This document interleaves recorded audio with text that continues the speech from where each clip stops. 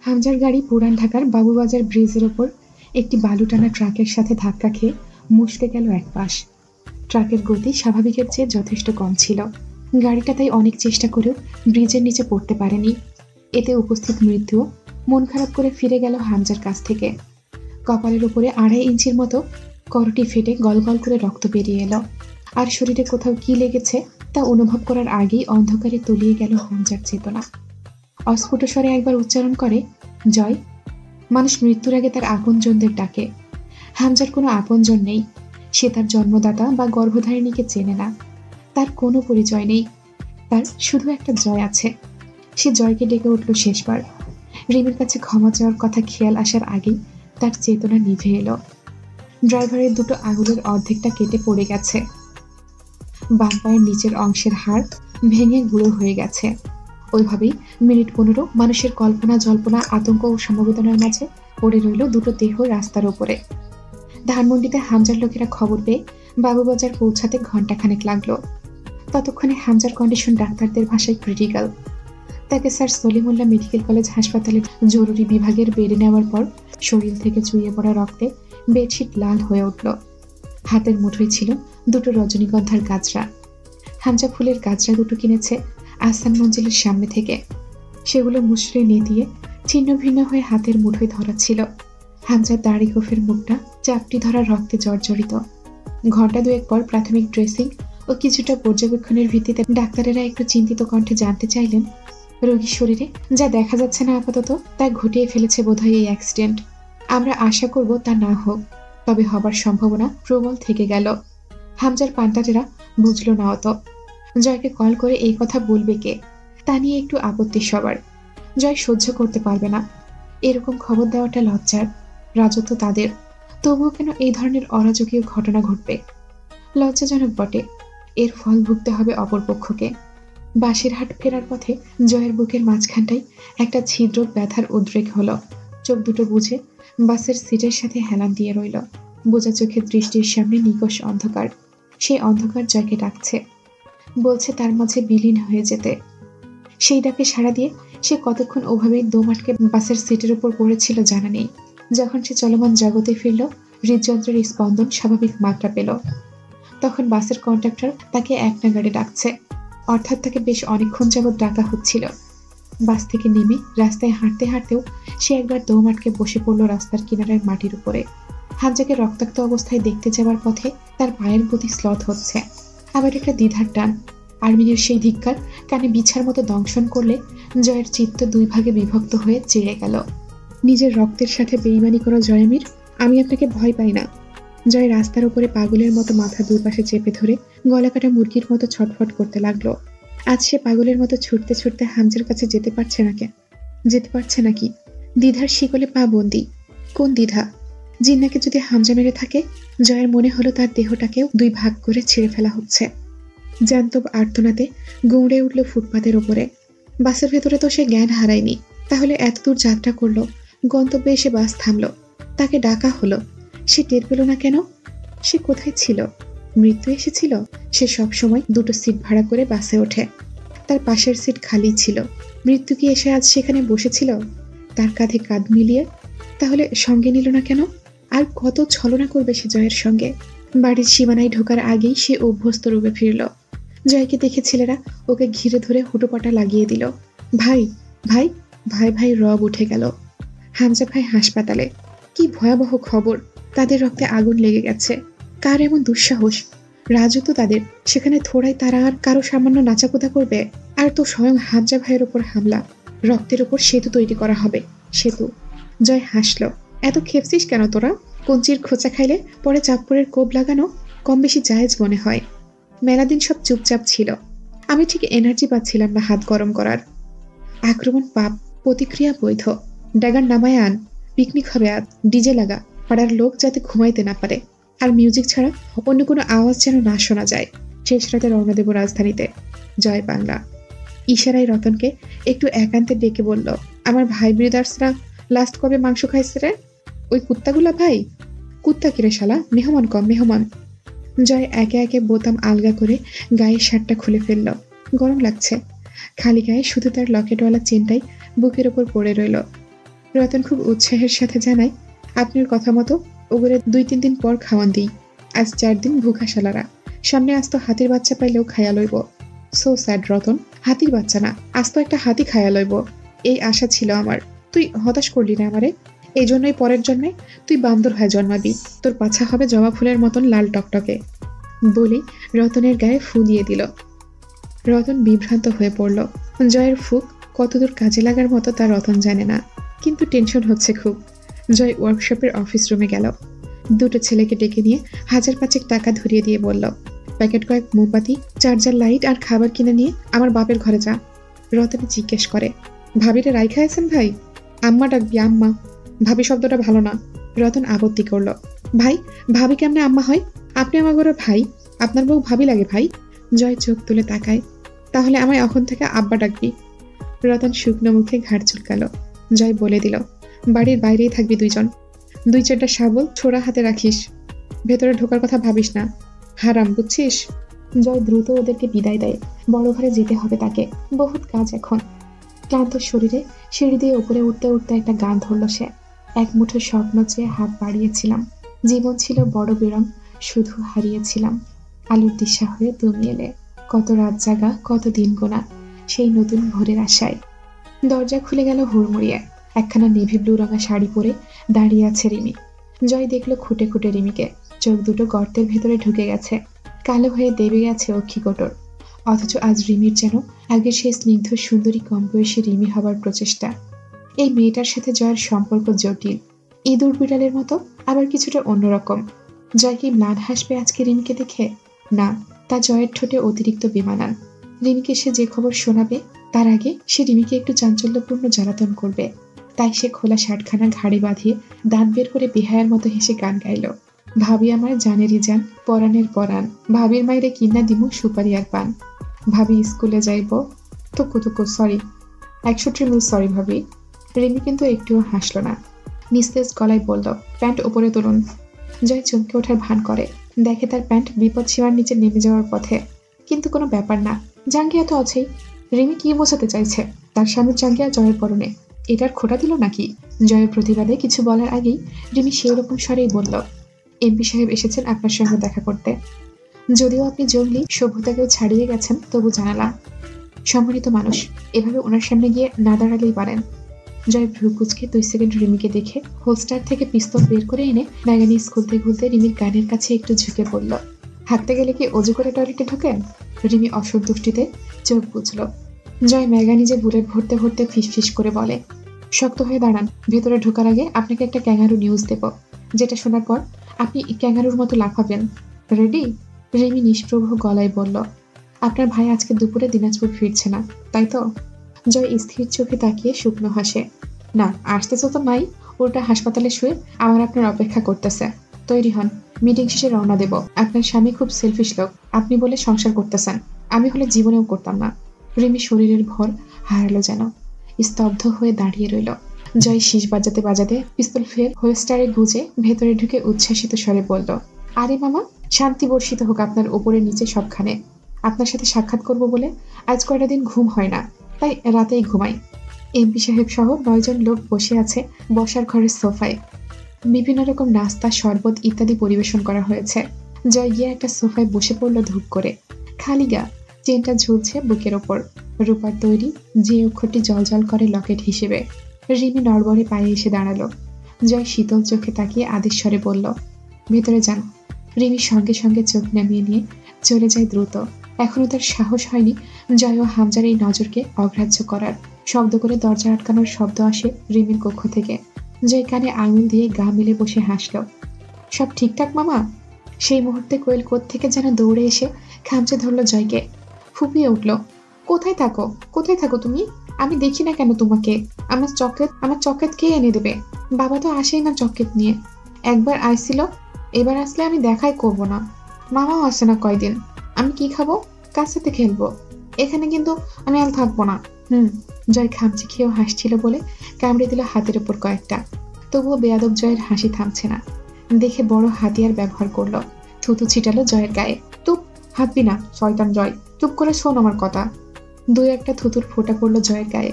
জয় গাল চেপে ধরে দাঁত কিড়মির করে টেনে তুলে উরুর উপর বসালো। হেসে 2 হাতের বাঁধনে জড়িয়ে নিল। তখনও কোয়েলের দুর্বল আক্রমণ চলছে তার শরীরে। একসময় কোয়েল ক্লান্ত হয়ে কোলের ওপর ঘুরে বসে গলা জড়িয়ে চেপে ধরল জয়কে। ঘাড়ে 2-1টা ছোট ছোট কামড় বসায়। জয় পিঠে হাত বোলায়, আবার ঝুঁটি নেড়ে জ্বালাতন করে। এমপি সাহেব প্রসঙ্গে এলেন। নিখুঁত চতুরতার সঙ্গে বললেন, কামরুলকে মেরে দিলা? ওর বউ বাচ্চা 2 বেলা এসে কেঁদে কেটে যাচ্ছে আমার কাছে। কি করলা কত? জয় শুধুই হাসলো মেঝের দিকে চেয়ে। এমপি শুনতে চাইছে জয় তার স্ত্রীকে বাঁচাতে তার সামনেও নিজে খুনের দায় নেবে। তখন তিনি বলবেন, বাপি ও রবিউল কিন্তু এখনো জীবিত, কি হয়েছে সব জানেন তিনি। জয় সেই সুযোগ দেওয়ার লোক নয়। সে কিচ্ছু বলল না, শুধু হাসলো। এমপি জিজ্ঞেস করলো, কি হয়েছিল এমন? একটা তাজা প্রাণ, কেমনে পার্টি চলে? কামরুলরে মারছিস কেন তুই? বাপ্পি আর রবিউল কয় নাই? ওদেরকে ছাড়লাম যাতে সবটা আপনারে কইতে পারে ভালো মতো। এমপি সাহেব জয়ের জাদ্রেলপনায় ক্রু নজরে দেখলেন একবার ওকে। নাটকীয়তা থেকে বেরিয়ে চারপাশে নজর বুলাতে বুলাতে ঠোঁটে একটু অন্যরকম হাসি টেনে বলল, তোর ঘরোয়ালির অনেক প্রশংসা করছে ওরা, তারাই দেখতে বাড়ি বয়ে আসা। কই সে? খুব দুঃসাহসী শুনছি। জয় কোয়েলের কচি হাত দুটোর সাথে খেলতে খেলতে নিঃশব্দে হাসে। বাড়ির বউকে এভাবে দেখতে চাওয়া ঠিক না মামা, ব্যাপারটা ভালো না। এমপি সাহেব ঝুঁকে বসে নিচু আওয়াজে বললেন, খারাপ কিছু কি করছি এখনো? একবার দেখতে চাইছি। মামা বইলা ডাকোস, মামারে বউ দেখাইবি না? না মামা, আর বইলেন না কথাটা। এসব কথা বারবার উচ্চারণ করা ঠিক না। এমপি সাহেব হো হো করে হেসে উঠলেন। দেখো কি কয় এই চ্যাংড়া, তুই বুঝছস না আমি তোরে কত ভালোবাসি। নইলে এমনি আয়সা ছোট চ্যাংড়াগুর মতো আবদার করতাম? আর আমি জানি তুইও আমারে ভালোবাসিস। ভালোবাসায় মানুষ জান কুরবান দেয় রে জয়। ভালোবাসায় জান কোরবানিও নেয় মামা। তুই কার কোরবানি নিবি? জান কুরবানি দেওয়ার নিয়ম ভালোবাসায়। আর তোর বউ? জয় বলে উঠল, ভালোবাসায় জান কোরবানি দেয়, বউ দেয় না। এমপি সাহেব বলে উঠলেন, ওর রে, রাজনীতির জুয়া রে জুয়া, সবকিছু বাজি ধরতে হয়। আজ তোর বউরে দিবি না? আমি চ্যাংড়া করে কি বুঝাবো? ওরা কি তোর বউরে চায়? জয় বসা থেকে একটু উবু হয়ে হোস্টার থেকে পিস্তল বের করে শব্দ করে মুজেল চেপে ধরে রিলোড করে বলে, কোন কুত্তার বাচ্চা চায়? কার মরণের চুলকানে উঠছে মামা? কয়জনের মারবি তুই? বউ চাই কয়জন? হেসে মাথা দোলান এমপি সাহেব। জয়, রাজনীতির সবচেয়ে বড় নীতি হলো দুনিয়ার সব জাহান্নামে যাক, তবু দলের সাথে বেইমানি করা চলবে না। জয় বলে উঠল, রাজনীতির সবচেয়ে বড় নীতি হইল নীতির খেলাপি। এমপি বললেন, জয়, দলের এক চ্যাংড়া মরছে, তুই জয় না হইলে কি হইতো কত আব্বা? তোর এই বাড়ি এতক্ষণ খাড়া থাকতো এমনে? তুই জিন্দা থাকতি। অথচ আমি তোর সাথে দেখা করতে আইছি, আলাপ আলোচনা করে কি হয় করা যাবে। জয় ঠোঁট বেঁকিয়ে হাসে।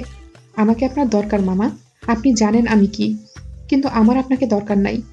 অবশ্য কথা আলাদা, যদি কামরুল আমার চাইতে বেশি। এমপি সাহেব জয়কে শেষ করতে না দিয়েই বলে উঠলেন, না না না, ওর কথা মুখে আনিস না আব্বা, তুই আমার। জয় বলে উঠল, আপনিও আর মুখে আনেন না আপনার ওই কথা। এমপি সাহেব মুচকি হাসলেন।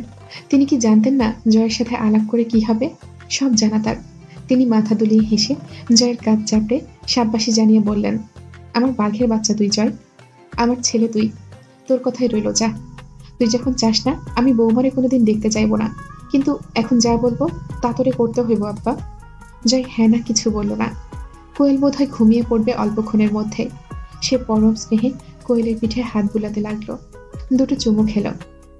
এমপি সাহেব সুধান, কই থেকে আসতেছিস? জয় বলল, এক কাস্টমারের বাড়িতে গেছিলাম মাল পৌঁছাইতে। কোন দিক দিয়ে বাড়ি ঢুকলি? ডান দিক। এমপি সাহেব হাসলেন, বামে তোর শ্বশুর বাড়ির লোক খাড়ায় আছে। জয় চোখ তুলে তাকায়, হেসে ফেলে নিঃশব্দে। ওদের সাথে যাইতে হবে তোর। জয় সামান্য শব্দ করে হেসে উঠল। এমপি সাহেব একটু সিরিয়াস হলেন, না জয়, যাওয়া লাগবে, রেপুটেশন ইজ মোর ইম্পর্টেন্ট। জয় বলে উঠল, এক্ষুনি পুলিশ চলে আসছে, দিনকালে তো ভালো চলে আসছে, এক রাইতেই ইনসাফ প্রতিষ্ঠা পাইয়া গেছে দেশে। এবার আমার মতো পাপের কি তাইলে রোজ পেছন মারা যাবে মামা? এমপি বললেন, তোর বিশ্বাস আমি তোর এক কামরুলের খুনে জেলে যাইতে দেব? তাও তো খুন তুই করিস নাই। জয় ভ্রু চড়ায়। এমপি বললেন, তোর নামে এফআইআর হয়েছে, গ্রেপ্তারি পরোয়ানা জারি হয়েছে, ওরা অ্যারেস্ট ওয়ারেন্ট নিয়ে আসতেছে। জয় বলে উঠল, তাইলে দূরে দাঁড় করে রাখছেন কেন? ছি, আমার আত্মীয় তারা, আমার বাড়ির কাছে এসে এভাবে বিনা আপ্যায়নে ফিরে যাবে না। এই রতন, কাউসার, আমার মেহমান আসছে, ভেতরে ডাক। ওরা আজ ফিরে যাবে না জয়, তোকে সাথে নিয়েই যাবে। শোন আমার কথা একটু ঠান্ডা মাথায়। জয় শান্ত চিত্তে মাথা তোলায়। ওদেরকে আসতে বল ভেতরে, চা নাস্তা করুক। পাটোয়ারি বাড়ি তো ওদের নিজেরই বাড়ি। দুপাশে মাথা নাড়েন এমপি। এক রাত হইলেও সেলের ভেতরে থাকা লাগবে তোর। তোর মনে হয় আমি তোরে বেশি দিন ভেতরে থাকতে দেব? অন্তত একটা ফটো তোলা অবধি ভেতরে যাওয়া লাগবে। 1 সেকেন্ডও না। আমি রাজধানী যাব, বড় সাহেব হাসপাতালে। অলরেডি ঘন্টা 6 ওভার। এমপি একটু হাসলেন। আমি অপেক্ষা করতেছিলাম সংবাদটা তুই কখন দিবি আমারে। দিবি কিনা? জয় সেসব অগ্রাহ্য করে রিমিকে ডাকলো। ভাবে, আপনি রেডি? মামা আমি বড় ঘরে যাব, গেলে চলেন, মিনিট 20 কাজ আছে। এমপি বলে উঠলেন। এখন না যাই, আগে ঘুরে আয়, তারপর সেসব তৈরি করা লাগবে। এখন আর পাপের বোঝাই নতুন ভার চাপাস না। জয় উঠে দাঁড়ালো। এমপি সাহেব হাতটা চেপে ধরে বসান। শোন, তোর রেপুটেশন নষ্ট হলে তুই শেষ। জোর করে তুই পাবলিককে হাতের আন্ডারে রাখতে পারবি ঠিকই, কিন্তু বেশি দিন না। জনগণের ভেতর বিদ্রোহের পোকা বেশি থাকে। Reputation is the pillar of politics. Joy বলল, আমার রেপুটেশন নষ্ট হওয়ার চান্স নেই মামা, কারণ জয়ামিরের রেপুটেশন কোনোদিন ক্লিন ছিল না। আপনি কইতে চাইতেছেন আমি সেলের পেছনে দাঁড়াবো, শালা সম্বন্ধীরা দাঁত বাইর কইরা আমার ফটো তুলবে, তা কাল সকালে নিউজ ফ্রন্টলাইন হবে। দিনাজপুরের একজন বিশিষ্ট ছাত্র সভাপতি হোগা মায়ের খাইছে। মামা, পাগল হওয়া যাবে না, পাগল হলেই সমস্যা। কার এত সাহস? আমি না চাইলে কেউ তোর ছবি ছাপাবে না, কোনো টিভি চ্যানেলে দেখানো তো দূর। জয় বলল, চলেন বড় ঘরে যাই, ঘুরে আসি একবার। ওইসব প্যাচাল বাদ। খুব বেশি দরকার পড়লে সরাসরি ক্রস ফায়ার করতে বললেন। বন্দিত্ব আমার পোষায় না, হোক সে 1 রাত অথবা 1 সেকেন্ড। তুই জানিস কি হয়েছে? তুই যতটা সহজভাবে নিচ্ছিস ততখানি সহজ না ব্যাপার। বিরোধী দলের একজন সিআইডি অফিসার তোমার পিছনে পড়ে আছে। ভাবো একবার, এবার তারামি করলে থাপ্পড় মারবে একটা কান বরাবর। জয় বলল, সে কে? একবার দেখা হলো না তো? একটা কোলাকুলি অন্তত করা দরকার। বাহাদুর অফিসার, আমার হেফাজতে আছে, আমি কতক্ষণ ঠেকাবো তাকে? তুই রিসেন্ট 9টা মার্ডার কেসের সাসপেক্ট, আর কয়েকটার প্রমাণ সিআইডির হাতে। পাগলামি তুই করতেছিস। আচ্ছা, জেলে যাওয়াটা খারাপ কিছু না। বড় সাহেবকে নিয়ে দিনাজপুর ফিরি, তারপর 2 দিন বনভোজন করে আসবো শ্বশুর বাড়ি, কোনো সমস্যা নেই। জয়, কথা বেশি বলা ভালো না। তোর দলের এক চ্যাংড়া, কি জানি নাম, ওইটা তো পুলিশ কাস্টডিতে। কবির, আজ রাইতে যাবি, কাল সন্ধ্যা হইতে না হইতেই 24 ঘন্টার আগে তুই সহ সেও খালাস। তারপর বড় ঘর সাফ করা লাগবে। তোরে জেলে রাখলে আমার চলবে? জয় চুপচাপ কোয়েলকে নিয়ে উঠে গিয়ে তুলির রুমের বিছানায় শুইয়ে দিয়ে এলো। রিমির দরজায় নক করলে রিমি দরজা খুলতে দেরি করে। সে অপেক্ষা না করে নিজের রুমে ঢুকে আলমারি খুলল। তারও হামজার রুমের 2টো আলমারি, 2টো কাস্টমাইজ সিস্টেমের। নিচের দিকের লকারের নিচে আলাদা আরেকটা সেকশন আছে। সেখানে অস্ত্র রাখার হোল্ডার ছাড়াও আরেকটা ইন্টেরিয়র আছে। সেখানে তার বেশ কিছু প্রিয় ছোট বড় অস্ত্র রাখা থাকে। সেখানে খুব আশ্চর্য রকম ভাবে একদম অন্যরকম একটা জিনিস রাখা আছে, একটা সাদা গোলাপি রঙা ওড়না। সে সেটাই আগে বের করে কাঁধে ঝুলিয়ে নিল। এরপর লকার থেকে 3 বান্ডেল টাকা বের করলো। লাখ 1.5 হবে, তার রুমে এতটুকুই আছে। এরপর নতুন একটা সিগারেটের প্যাকেট, 2টো ছোট ছোট ছোরা ইত্যাদি প্রয়োজনীয় সরঞ্জাম নিল। শেষে একটা নতুন শার্ট গায়ে দিয়ে রিমির কাছে গেল। রিমির চোখ মুখ বদলে গেছে। এমনিতেই প্রাণ ছিল, এখন প্রেতাত্মার মতো নিথর লাগছে। জয় একটু শুকনো হেসে বলল, ঘরে মাল আছে কত? রিমি আলমারি খুলে দিয়ে সরে দাঁড়ায়। জয় আরো কয়েক বান্ডেল নিল সেখান থেকে। রিমি বলল, তুলিকে সাথে নিয়ে যাবেন আপনি? রিমি আটকে ওঠে। আপনি যাবেন না? জয় হেসে ফেলল। বাপরে, ভাব এমন করতেছেন যেন আমার সঙ্গে আপনার জন্য খুব নিরাপদ আরামদায়ক। ভুলবেন না ভাবি, দেবর হিসেবে আমি আপনি দুঃসম্পর্কের লোক। আমাদের বরিমনা ভালো না। রসিকতা করবেন না, গা গুলাই। কেন যাবেন না আপনি? কি এমন বাণিজ্য পড়ে গেছে? আমি কিন্তু। রিমিকে কথা শেষ করতে না দিয়েই জয় বলল, ভাবি আমি পরে যাব, আপনি এখন তুলিকে নিয়ে যান। আপনাদের একটা ব্যবস্থা করেই মরবো আমি। এইটাই তো ডিউটি জয়ের। রিমির কি গলা ভেঙে এলো? সে কেমন যেন জয়ের কাছে নিজেকে ঢেলে দিল আজ। আপনার কতটা দেরি হবে? বেশি দেরি না হলে আমি অপেক্ষা করব। কার সাথে যাব আপনি ছাড়া? আমি চিরকাল থাকবো না আপনাদের সবাইকে টেনে নিয়ে বেড়ানোর জন্য। আমি ছাড়া চলতে শেখেন, উপকার আপনাদের। কোনো সমস্যা হবে না, বিশ্বস্ত লোক নিয়ে যাবে। আকুতির মতো শোনায় রিমির স্বর, তার গলা থরথর করে কাঁপে। আপনার ভাই আপনাকে না দেখলে আরো অসুস্থ হবে। জয় অদ্ভুত হেসে বেরিয়ে যায়। রিমির কেমন একটা অস্থির লাগলো। রিমি হু হু করে কেঁদে উঠলো আবার। জয়কে তার চিৎকার করে ডাকতে ইচ্ছে করে।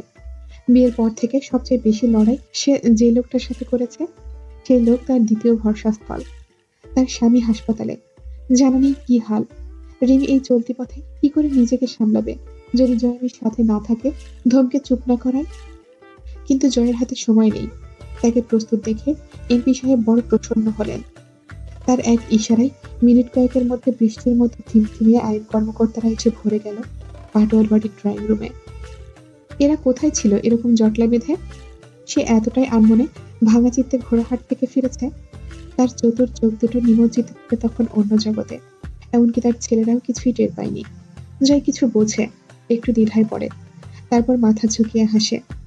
একজন হাতে হাত কড়া পরাতে লাগলো, আরেকজন তল্লাশি শুরু করলো। পিস্তল ছোড়া সহ বেশ কিছু অস্ত্র এক নিমেষে বেরিয়ে এলো। জয় সিগারেটের প্যাকেটটা নিতে দিল না। এমপি সাহেব কপাল টিপলেন। একটুও ভয় ডর নেই কোথাও। জয় তার কাছে রত্ন বই কি, তবুও টাকাগুলো কর্মকর্তাদেরকে অবাক করলো। জয় বলল, ওইগুলো সাথে নেন, আপনাদের জন্যই। তফা তফা, পকেট গরম তো মন নরম, ঠিক না স্যার? ইন্সপেক্টর কটমট করে তাকায় এমপির দিকে। এমপি চোখের ইশারায় থামান। রিমি ও তুলি হতবাক হয়ে দাঁড়িয়ে রইল। রিমি অন্তত কখনো এই বাড়ির কাউকে পুলিশের হাতে যেতে দেখেনি। সে বুঝতে পারে না এসব কি হচ্ছে। তার স্বামী কি দুর্বল হয়ে পড়েছে? কি থেকে কি হচ্ছে চলছে? রহস্যময় লাগে তার, সাথে ভয়ও। ছেলেরা বাক্যহীন হয়ে চেয়ে রইল। হাত কিড়মিড় করছে কেউ কেউ। জয় ওদের পিঠ চাপড়ে বলল, বড় ভাবি আম্মা আর আপাকে পুরান ঢাকায় নিয়ে যা, আমি আসছি। মামা, একটা গাড়ি দেন ওদের। এমপি বাধ্য ছেলের মতো তীব্র বেগে মাথা নাড়ে। ওইসব চিন্তা তোর কেন? ওইসব আমার জিম্মা। হাত করার দিকে তাকিয়ে জয়ের হাসি পেল। তার হাতে বন্দিত্বের শিকল খুবই বেমানান। সে মুক্তবাজ, দক্ষ শিকারী।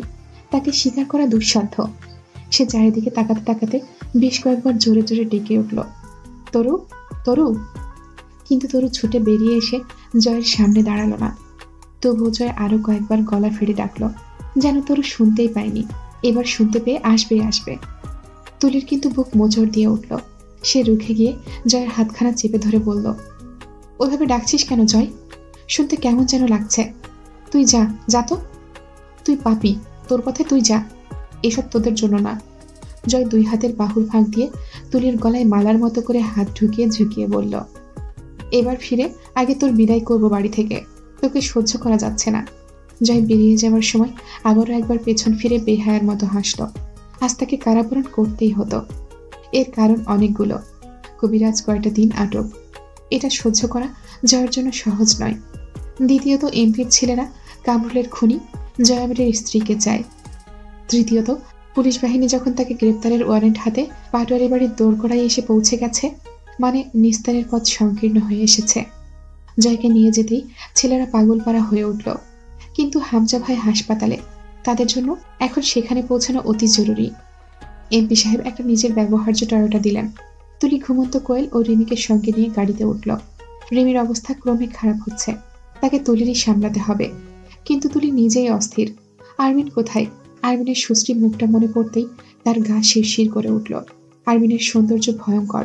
আরমিন বলেছিল তাকে হামজার বিরুদ্ধে সাক্ষী দিতে। সেটা কবে, কোন পরিস্থিতিতে? সেই পরিস্থিতি কি এগিয়ে আসছে? আরো বলেছিল এই বাড়িতে কেউ থাকবে না। ঘটনা প্রবাহ সেই দিকেই মন নিচ্ছে নাকি? এদিকে জয় তাকে শাস্তি দেবার উদ্দেশ্যে এমন অন্ধকারে রেখে গেছে কিনা অন্তুর জানা নেই। কিন্তু আমির নিবাসের এই অবরুদ্ধ নিশ্চিত দুঃসাহসী অন্তুকেও নাড়িয়ে দিল। অন্তুর খেয়াল হলো এই ইট পাথরের বাড়িটা আস্ত এক রক্তখেকো রাক্ষসের অন্তর্গহ্বর। কোথাও একরত্তি আলো বা দূর অবধি জনমানবের বিচরণ নেই। অবরুদ্ধ হলরুম অন্তুকে গিলে নেবার আনন্দে নীরবে গর্জন করছে, যা শুধু অন্তুর কানে বাজে। পেছনের জঙ্গলি বাগান থেকে শিয়ালের সরু ডাক ভেসে আসছে। আরো কত রকম জঙ্গলি ছোট বড় প্রাণীর নিষেধ চিৎকার অন্তুর শরীরের লোমকূপ অবধি কুঁকড়ে তুলল। নিজের শরীরটা অবধি দৃশ্যমান নয় এখানে। জানালা দিয়ে মাঝে মধ্যেই বাতাসের ঝাপটা আসছে। তার সাথে ভেসে এসে নাকে ঠেকছে বহুদিনের অবরুদ্ধ হলরুমের ঝেঁটিয়ে আসা ভ্যাপসা গন্ধ। অন্তুর পা চলে না জানালা আটকে দিতে যাওয়ার জন্য। সে সদর দরজার সাথে লিফটে বসে রইল। এই ভয়টা অন্তুকে বড় ঘরে প্রবেশের দিন কাবু করেনি। সেদিন কেবল এক প্রবল উত্তেজনার বাজনা বেজেছিল বুকে। বেশিক্ষণ কিন্তু এভাবে চলল না। ভয়, অস্বস্তি, মানসিক চাপ ও দুর্বলতা অন্তুর গর্ভাবস্থার উপর ভারী পড়ল। মাথাটা চক্কর মেরে উঠে পেট গুলিয়ে আসার সাথে সাথে গলগল করে বমি করে ফেলল। কোথায় ছিটকে পড়ল বমি তা দেখার উপায় নেই। জয়ের এই নিষ্ঠুরতার নাম কি দেবে অন্তু? আচ্ছা, জয়মীর যদি জানতো সে আমির নিবাসের শেষ উত্তরসূরিকে আমির নিবাসে তার মায়ের পেটে রেখে মা সন্তান দুজনকেই অবরুদ্ধ করে যাচ্ছে, সে কি এই কাজ করত? সে কি করতো তখন? অন্তু ঘন্টা দুয়েকও ওইভাবে থাকতে পারল না অসুস্থ শরীরে। বমি করার পর গলা আটকে এসেছিল। তার মিনিট দশেকের মধ্যেই দেহটা ধূপ করে লুটিয়ে পড়ল আমির নিবাসের ধুলোর স্তর জমা মোজাইক করা মেঝের ওপর। পড়ে যাওয়ার আগে অন্তুর কানে কেউ ফিসফিস করে, তুই কোন সাহসে গর্ভাবস্থায় এই শিকারি বাংলোয় পা রেখেছিস মেয়ে? হুমায়রা পাটোয়ারিকে জানিস তো তুই? এই বাড়ির ভয়াবহতা সম্বন্ধে কি বেখবর তুই? অন্তুর শরীরটা থরথর করে কেঁপে উঠল। অন্তু এত বড় ভুল কি করে করে ফেলল? এটা খুব মূল্যবান দুঃসাহস। এই দুঃসাহসের মূল্য এই বাড়ি অন্তুর কাছ থেকে কোন উপায়ে আদায় করবে? এই বাড়িতে কি সে দ্বিতীয় হুমায়রা হতে পারে না? বিগত দিনগুলো সে নিজের উপর যে জুলুম করে নিজেকে চালিয়ে নিয়ে বেড়েছে, এই বাড়ি তার সেই জেদ ও জীবন শক্তি ঘন্টা কয়েকের মাঝে শুষে নিল। এমপির বাড়িতে রৌফের জায়গা হয়েছে ঘন্টা সাতেক আগে।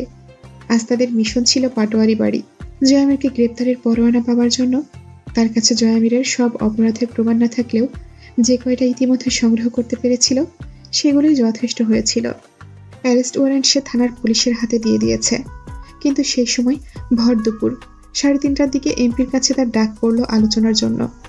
এমপি জিজ্ঞেস করেছিল, জয়ামিরকে অ্যারেস্ট করার জন্য কি কি প্রমাণ আছে আপনার কাছে? রোগ হেসে বলেছিল, আমি আপনার কাছে সেই জবাবদিহি করতে বাধ্য নই।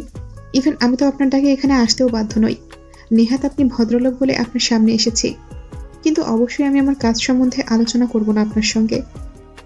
এই অপমান এমপি সাহেব গায়ে না মেখে বরং হাসলেন। বেশ বেশ, আপনার মতো সাহসী ও নিষ্ঠাবান অফিসার আজকাল বিরল। আমার খুব পছন্দ হয়েছে। কিন্তু আমি শুধু জানতে চাইছি ওর অপরাধ কি? আমাকে মামা বলে ডাকে। আমার খুবই খারাপ লাগছে ছেলেটার জন্য। অপরাধীর জন্য খারাপ লাগাই আপনাদের নীতি, রাজনীতি। তবে তাকে আমি গ্রেপ্তার আপাতত একজন সাসপেক্ট হিসেবে করলেও সে মূলত একজন দাগী ক্রিমিনাল। তা শীঘ্রই প্রমাণিত হবে আদালতে। তো কি একেবারে ফাঁসি? ফাঁসি না হলেও দীর্ঘস্থায়ী কারাবাস তো হতেই পারে। পারবেন তো? কে ঠেকাবে? আপনি? এমপি সাহেব হাসলেন। হামজা পাটোয়ারি কি চেনা অফিসার? যায় আসে না। আসে আসে, খুব আসে। মন্ত্রীদের সাথে হ্যান্ডশেক করা স্নেহের জুনিয়র হামজা। আমার মতোই এমপির কথাই না হোক, মন্ত্রীদের কথা মানতে হতেই পারে। রফের মুখে কোনো হেলদোল না এলেও ভেতরে ভেতরে সে একটু চিন্তিত হয়ে গেল। এবং নিজের জীবন ও চাকরি নিয়ে তো অবশ্যই সংশয় রয়েছে। আপনার বাহিনীর আগ্রাসন স্থগিত রাখুন। আমার একটু আলাপ আছে ওর সাথে। না না, ভয় পাবেন না। আমি নিজে তুলে দেব ওকে আপনাদের হাতে। বরং আমি ছাড়া ওকে আপনারা কনভিন্স করতে পারবেন বলে মনে হয় না। এক হতো যে সে শুধুই জয় হতো। ও হচ্ছে হামজার কলিজার টুকরা। ওর গায়ে হাত মারলে আপনি হামজার কলিজায় খোঁচা মারবেন। এরপর কিছুই নিয়ন্ত্রণে থাকবে না। কিন্তু আমি পারবো। এখন রূপ মোটামুটি সন্তুষ্ট। জয়ামির ধরা পড়েছে। ধরাটা কঠিন ছিল না অবশ্য, কিন্তু ধরে রাখাটা কঠিন, যেটার ঝুঁকি এখনো কাটেনি। জয়ামিরকে ধরে রেখে তার শাস্তি পর্যন্ত নিয়ে যাওয়া অব্দি সব ঠিক থাকলে তবেই হয়। জয়কে হেফাজতে নেওয়া হয়েছে রাত 9টার দিকে। রূপ কায়সার ঘড়ির দিকে তাকালো। এখন রাত 11:23। এমপি সাহেব এখন পর্যন্ত 2টো পাইপ শেষ করেছেন। পাইপ সেজে দিচ্ছে তার কাজের লোক। তিনি ধোঁয়া টানছেন। দ্বিতীয়বার পাইপ শেষ করে এমপি সাহেব বললেন, আপনি এবার যেতে পারেন, নিশ্চিন্তে যেতে পারেন। জয়কে কেউ বাঁচাতে পারবে না। আপনি এখন এই নিশ্চয়তা কিভাবে দিচ্ছেন? এত সব প্রমাণ আপনার কাছে, তাও আপনি ভাবছেন ও খালাস হয়ে যাবে? আপনি নিজেই নিজের উপর ভরসা রাখতে পারছেন না? খোঁচা মারা কথা। রূপ এটা টের পেল, কিন্তু টের পেল না এমপির গভীর চাল। সে বিভ্রান্ত হয়ে বেরিয়ে এলো এমপির বাড়ি থেকে। এমপি চোখ বুজে নিজের আসনে বসে রইলেন। এমপি প্রায় 2 দিন পর্যন্ত জানতেই পারেনি ওর 3 জন লোকের কি হাল হয়েছে হামজার বড় ঘরে। তিনি তার সেক্রেটারিকে দিয়ে হামজাকে কল করিয়ে বলেন, এই কাজ কে করেছে? হামজা খানিকক্ষণ পর কল ব্যাক করে বলল, জয় মেরেছে। বাদ দিন, এসব হতে থাকে। হয়তো মেজাজ খারাপ ছিল, কিছু ঝামেলা হয়েছে, মেরে দিয়েছে। আমি ওকে বুঝিয়ে বলবো। ডাহা মিথ্যা কথা। কামরুলকে মেরেছে জয়ের বউ। কিন্তু দুই ভাই বাটপারি করলো এমপির সাথে। কিন্তু এমপি সাহেব জানেন না হামজা নিজেই জয়ের বাটপারির শিকার হয়েছে। জানা নেই জয় এর আগেও কখনো হামজাকে মিথ্যে বলেছিল কিনা। এমপি সাহেব তো বহুক্ষণ বিশ্বাসই করতে পারেন নাই ব্যাপারটা। ওর মাথায় শুধু একটাই কথা এলো, ওটা মেয়ে লোক নাকি ঘাতকিনী। বাপি আবদার করেছে, ওই ঘাতকিনীকে তার চাই। ভাতিজার আবদার এমপি ফেলতে পারে না। কিন্তু এটা তো ব্যাপারই না। আসল ব্যাপার পরদিন এমপির গোয়ালে পোষা এক পুলিশ জানিয়ে গেল রব কায়সার হামজার বিরুদ্ধে আসা অভিযোগের নথি সাজিয়ে রেখেছে। সেখানে সীমান্তর খুনি হিসেবে হামজা ছিল এবং তার সাক্ষী ও প্রমাণও। এমপি সাহেব বিস্ময়ে হা করেছিলেন অনেকক্ষণ। অনেকটা বাতাস গালে ঢোকার পর তিনি হুঁশ ফিরে পেলেন। হামজাকে তিনি আগে পরেই ভয় পান। হামজা একটা বিচ্ছু। এই তো সপ্তাহ কয়েক আগে তিনি জানতে পারলেন ওই বিচ্ছু সামনের সংসদ নির্বাচনে প্রার্থী হবে এই আসনের। সেই দিনের পর তিনি 7 দিন হা করেছিলেন একাধারে। এই আসনে হামজার প্রার্থী হওয়া মানে উনি ফিনিশ। হামজার জন্য মরণ ভয় জেগেছে সেই দিন থেকে। তিনি শুধু অপেক্ষা করছিলেন সুযোগ বুঝে হামজার জানাজার নামাজে শরিক হওয়ার। কিন্তু এরই মাঝে দুই ভাই ওনাকে আবার হা করিয়ে দিয়েছে। সেক্ষেত্রে একজন সচেতন নাগরিক হিসেবে তিনি কোনোভাবেই আর বেশি দিন ওই দুই বিচ্ছুকে দুনিয়াতে রাখতে পারবেন না। কিন্তু মজার ব্যাপার হলো ওনার বিশেষ পরিশ্রমী হচ্ছে না। দৈব বলে সব পথ তৈরি হয়ে আছে দুই ভাইয়ের মরার। তিনি শুধু সামান্য আঙুল ঘোরাবেন। হামজা এমনিতেই আদমরা হয়ে গেছে এবং সেটা কাকতালীয়ভাবে আজই। সব তৈরি। তিনি শুধু 10 মিনিটে একটা ছক এঁকে অপর মহলের অনুরোধ করেছেন কিছু বন্দী আছে হামজার হেফাজতে, তাদেরকে মারতে জয়ানুরকে 1 রাতের জন্য কারাগারে ছাড়তে হবে। বন্দীদেরকে খালাস করেই আবার সহি সালামতে কারাগারে চলে যাবে জয়ামির। এমপি সাহেব আরেকটা পাইপ সেজে দিতে বললেন কাজের লোককে। জয় আবার কারাগারে ফিরবে নাকি খোদার কাছে, সেটা তিনি ঠিক করবেন। হামজা চেতনা ফিরে পেল ভোর 4টার দিকে। শরীরে এক ধরনের অসাড়তা, চাইলেও সে অঙ্গগুলো নাড়াতে পারছে না। তার নিস্তেজ চোখ দুটো কিছু খুঁজল। রুমটা অন্ধকার। সে কি পাটোয়ারি বাড়ির নিজের বিছানায় শুয়ে আছে? রিমি কি এ অবস্থায় ওর কাছে আসেনি? কিন্তু টের পেল সে আসলে তার মাথার কাছে ঝুঁকে বসে ঝিমোতে থাকা জয়ের মুখটাকে খুঁজছে। হামজার প্রখর অনুভব শক্তি গন্ধে অনুমান করলো সে হাসপাতালে শুয়ে আছে। আপাতত কেবিনে কেউ নেই, সে একা শুয়ে। হাতে ক্যানোলার সুচ ফোটানো জায়গায় একবার টনটন করে উঠল। কিন্তু যে কোনো অঙ্গেই মস্তিষ্কের নির্দেশ দেরিতে পৌঁছাচ্ছে। ধীরে ধীরে চেতনা আসার সঙ্গে সঙ্গে তার সামনে তার জীবন এসে দাঁড়ালো। অন্ধকারে জীবনকে স্পষ্ট দেখা যাচ্ছিল না, কিন্তু অনুভূতিটা হামজার বুকে চাপ ফেলল। এই অন্ধকার কিসের? শেষ রাতের নাকি তার শেষ জীবনের? প্রতীকী অর্থে তো দুটোরই শেষ, তবুও পার্থক্য আছে। রাত শেষ হলে আলো ফোটে, মানুষের জীবন শেষ হলে অসীম অন্ধকার। সে জীবনের শুরুতে না খেয়ে চুপ থাকতে শিখেছিল। খাতার অভাবে কার্টুন বক্সের খাপে লেখা চর্চা করেছে। আঘাত হজম করে কটুবুদ্ধি পাকাতে পটু হয়ে জন্মেছে। 12 বছর বয়সে জানতে পেরেছে তার কোনো পরিচয় নেই, না আছে।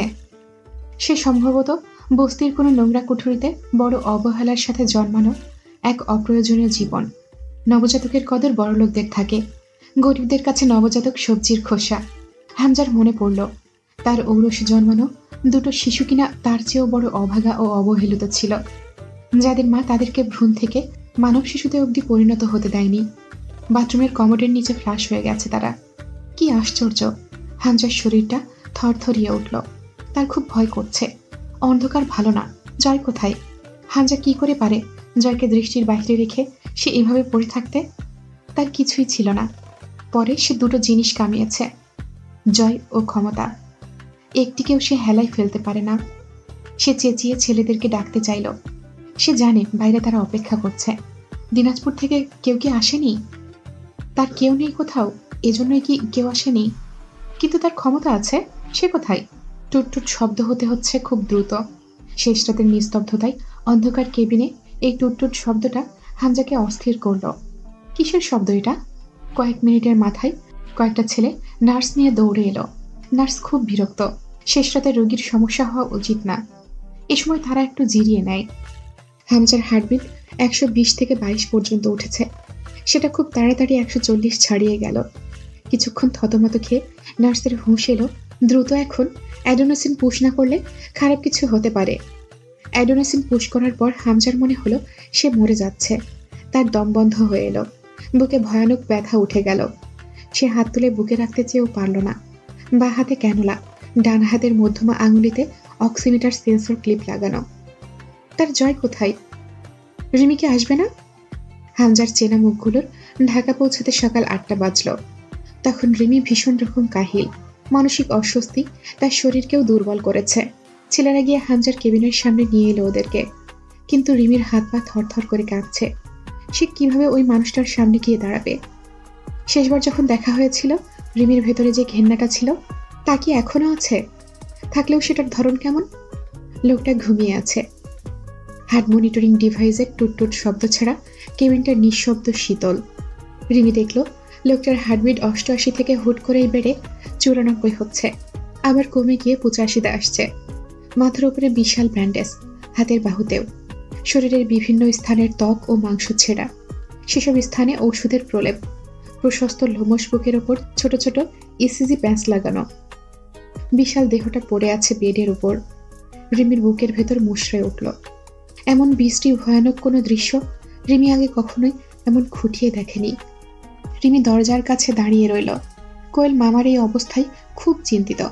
সে বুঝতে পারছে না মামার কি হয়েছে, গায়ে এসব লাগিয়ে শুয়ে থাকার মানেটা কি। সে গিয়ে মামার কানে কানে ফিস ফিস করে ডাকল, বলো মামা, এই মামা, কি হয়েছে তোমার?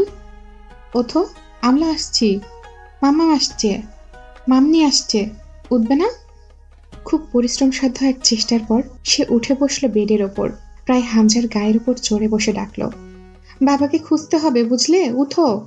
তোমার কি খুব বেশি অসুখ হয়েছে? আমি তো বুঝতেছি না। হামজা উঠছে না দেখে পেছন ফিরে মামনির দিকে তাকায়। মামনির কেন চোখ চিকচিক করছে? মামনির উচিত ভেতরে এসে তার সঙ্গে মিলে মামাকে ডাকা, কিন্তু তার ডাকেই হামজার হাত নড়ে উঠল। সকালের ওষুধ দেওয়ার জন্য নার্স এসে দাঁড়ায়। হামজা কোয়েলকে দেখে বুড়ির মতো বেডের এক টুকরো জায়গায় বসে আছে, তার মুখের দিকে ঝুঁকে। হামজার বুকের ভেতর চিনচিন করে উঠল। মৃদু হাসি দেখা গেল ঠোঁটে। অস্ফুট উচ্চারণ করলো, আমার আম্মা। অক্সিমিটার ক্লিপ লাগানো হাতটা দিয়ে জড়িয়ে নিল নিজের সাথে কোয়েলকে। নার্স বাধা দিতে আসে। হামজা চোখের ইশারায় শুধু তাকালো একবার, ইশারায় চলে যেতে বলল। নার্স ভীত পায়ে দ্রুত বেরিয়ে যায়। তখনও হামজার চোখ কিছু খুঁজছে, একটি চিন্তিত গম্ভীর মুখ, যে এখন নার্সের সাথে গায়ে পড়ে ঝগড়া করবে, ডাক্তারকে ধমকাবে, হুমকি দেবে হামজাকে এক্ষুনি ঠিক করার জন্য, নয়তো ডাক্তারের বউ বাচ্চা শেষ। হামজার হৃদস্পন্দন ধাই ধাই করে 102-এ উঠে গেল। সে এতক্ষণে টের পেল তার পিঠ শরীরের অন্য অংশের চেয়ে অবশ। দরজার কাছে ছিপছিপে দেহের একটি শাড়ি পরিহিতা রমণী দাঁড়িয়ে আছে। হামজা চোখ ভরে দেখে নারীটিকে। একটু শান্ত হয় ভেতরটা, হাসি অল্প, বিড়বিড় করে বলে, কাছে আসবে না? এখনো ঘেন্না লাগছে? রিমির চোখের পানি মেঝেতে পড়ে, তা দেখেও হামজা হাসে। রিমি ধীরে ধীরে এসে চেয়ারটায় বসে। রিমির শরীরের চেনা গন্ধটা হামজার নাকে প্রবেশ করে। তার রিমিকে খুব গভীরভাবে ছোঁয়ার আবেশ জাগে আচমকাই। জয় কই? রিমির মুখে ক্ষোভ ফুটে ওঠে। তার খোঁজ কেন? হামজার ভালো লাগলো এবার একটু। রিমির জয়কে সতীন বলার যৌক্তিক কারণ আছে।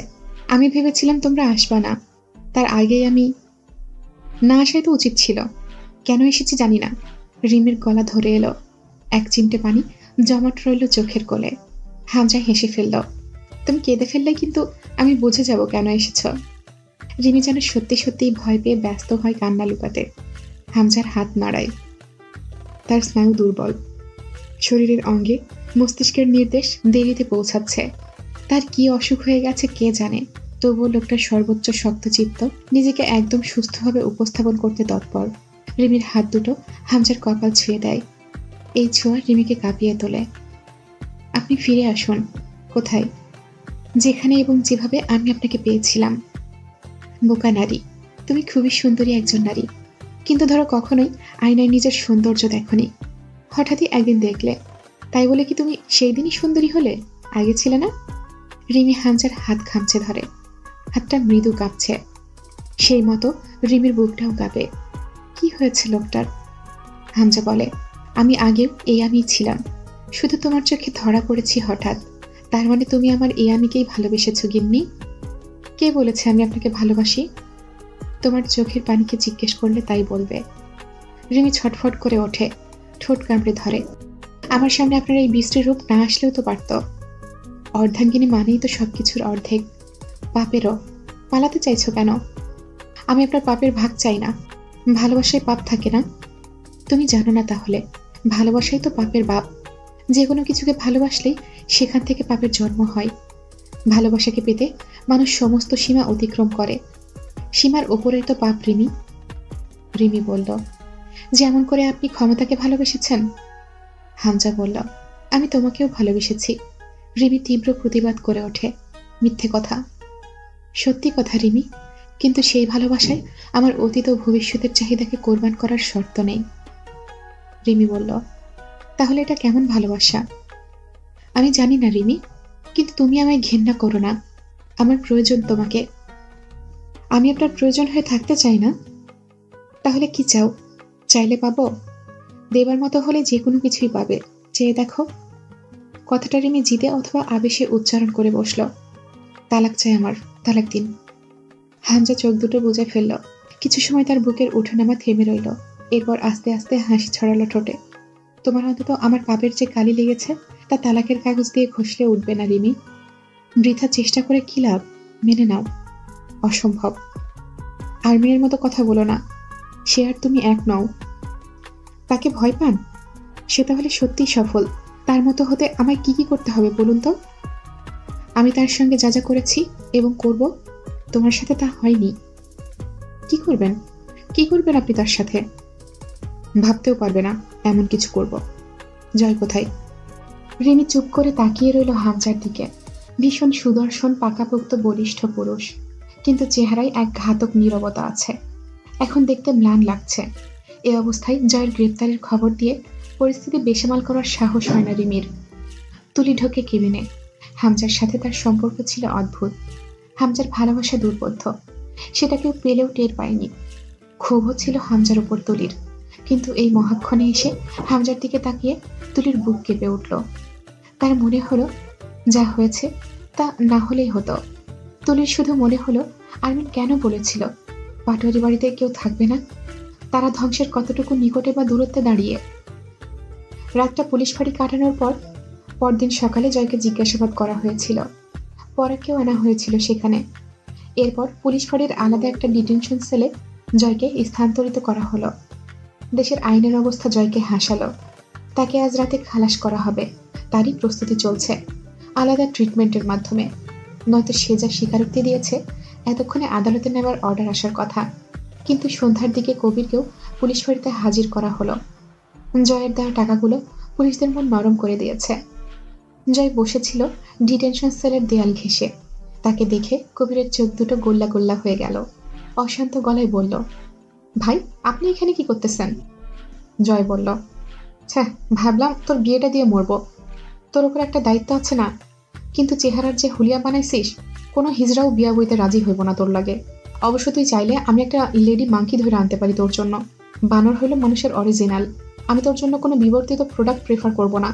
মেয়ে লোকের অরিজিনাল হলো মেয়ে বান্দর, বুঝলি? কবির জয়ের পাশে মেঝের ওপর ঠেসে বসে অস্থির হয়ে বলল, আপনি এখানে কেন? জয় হাসে, এখানেই তো থাকার কথা আমার। পাপিকে কারাগারে দেখলেই মানুষ অবাক হবার দিন যাবে কবে রে? কবিরের চোখে ভয় ও কাতরতা। সে জয়কে এখানে মানতেই পারছে না।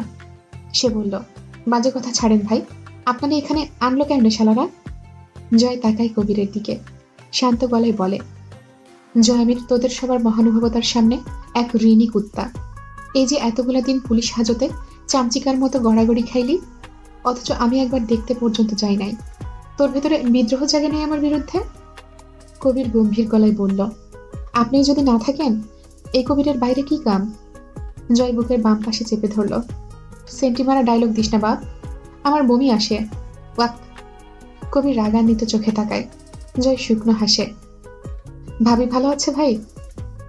জয় বলল, ওরে শালা বেঈমান, আমি জেলে আইছি এতক্ষণ আমারে একবার জিগাইলি না, আর ওই বেটির খবর লইতাছস? কবিরাজের গাছ খাওয়াইছে তোরে? কবির বলল, আমার মাপ চাওয়া বাকি এখনো। জয় বলল, হ্যাঁ কি বাবদে? কত বেয়াদবি করছি, কত অসম্মান করছি। তখন আমার বউ ছিল না, কিন্তু সেই মেয়েটাই ছিল এখন যেই মেয়ে। জয় হো হো করে হাসে।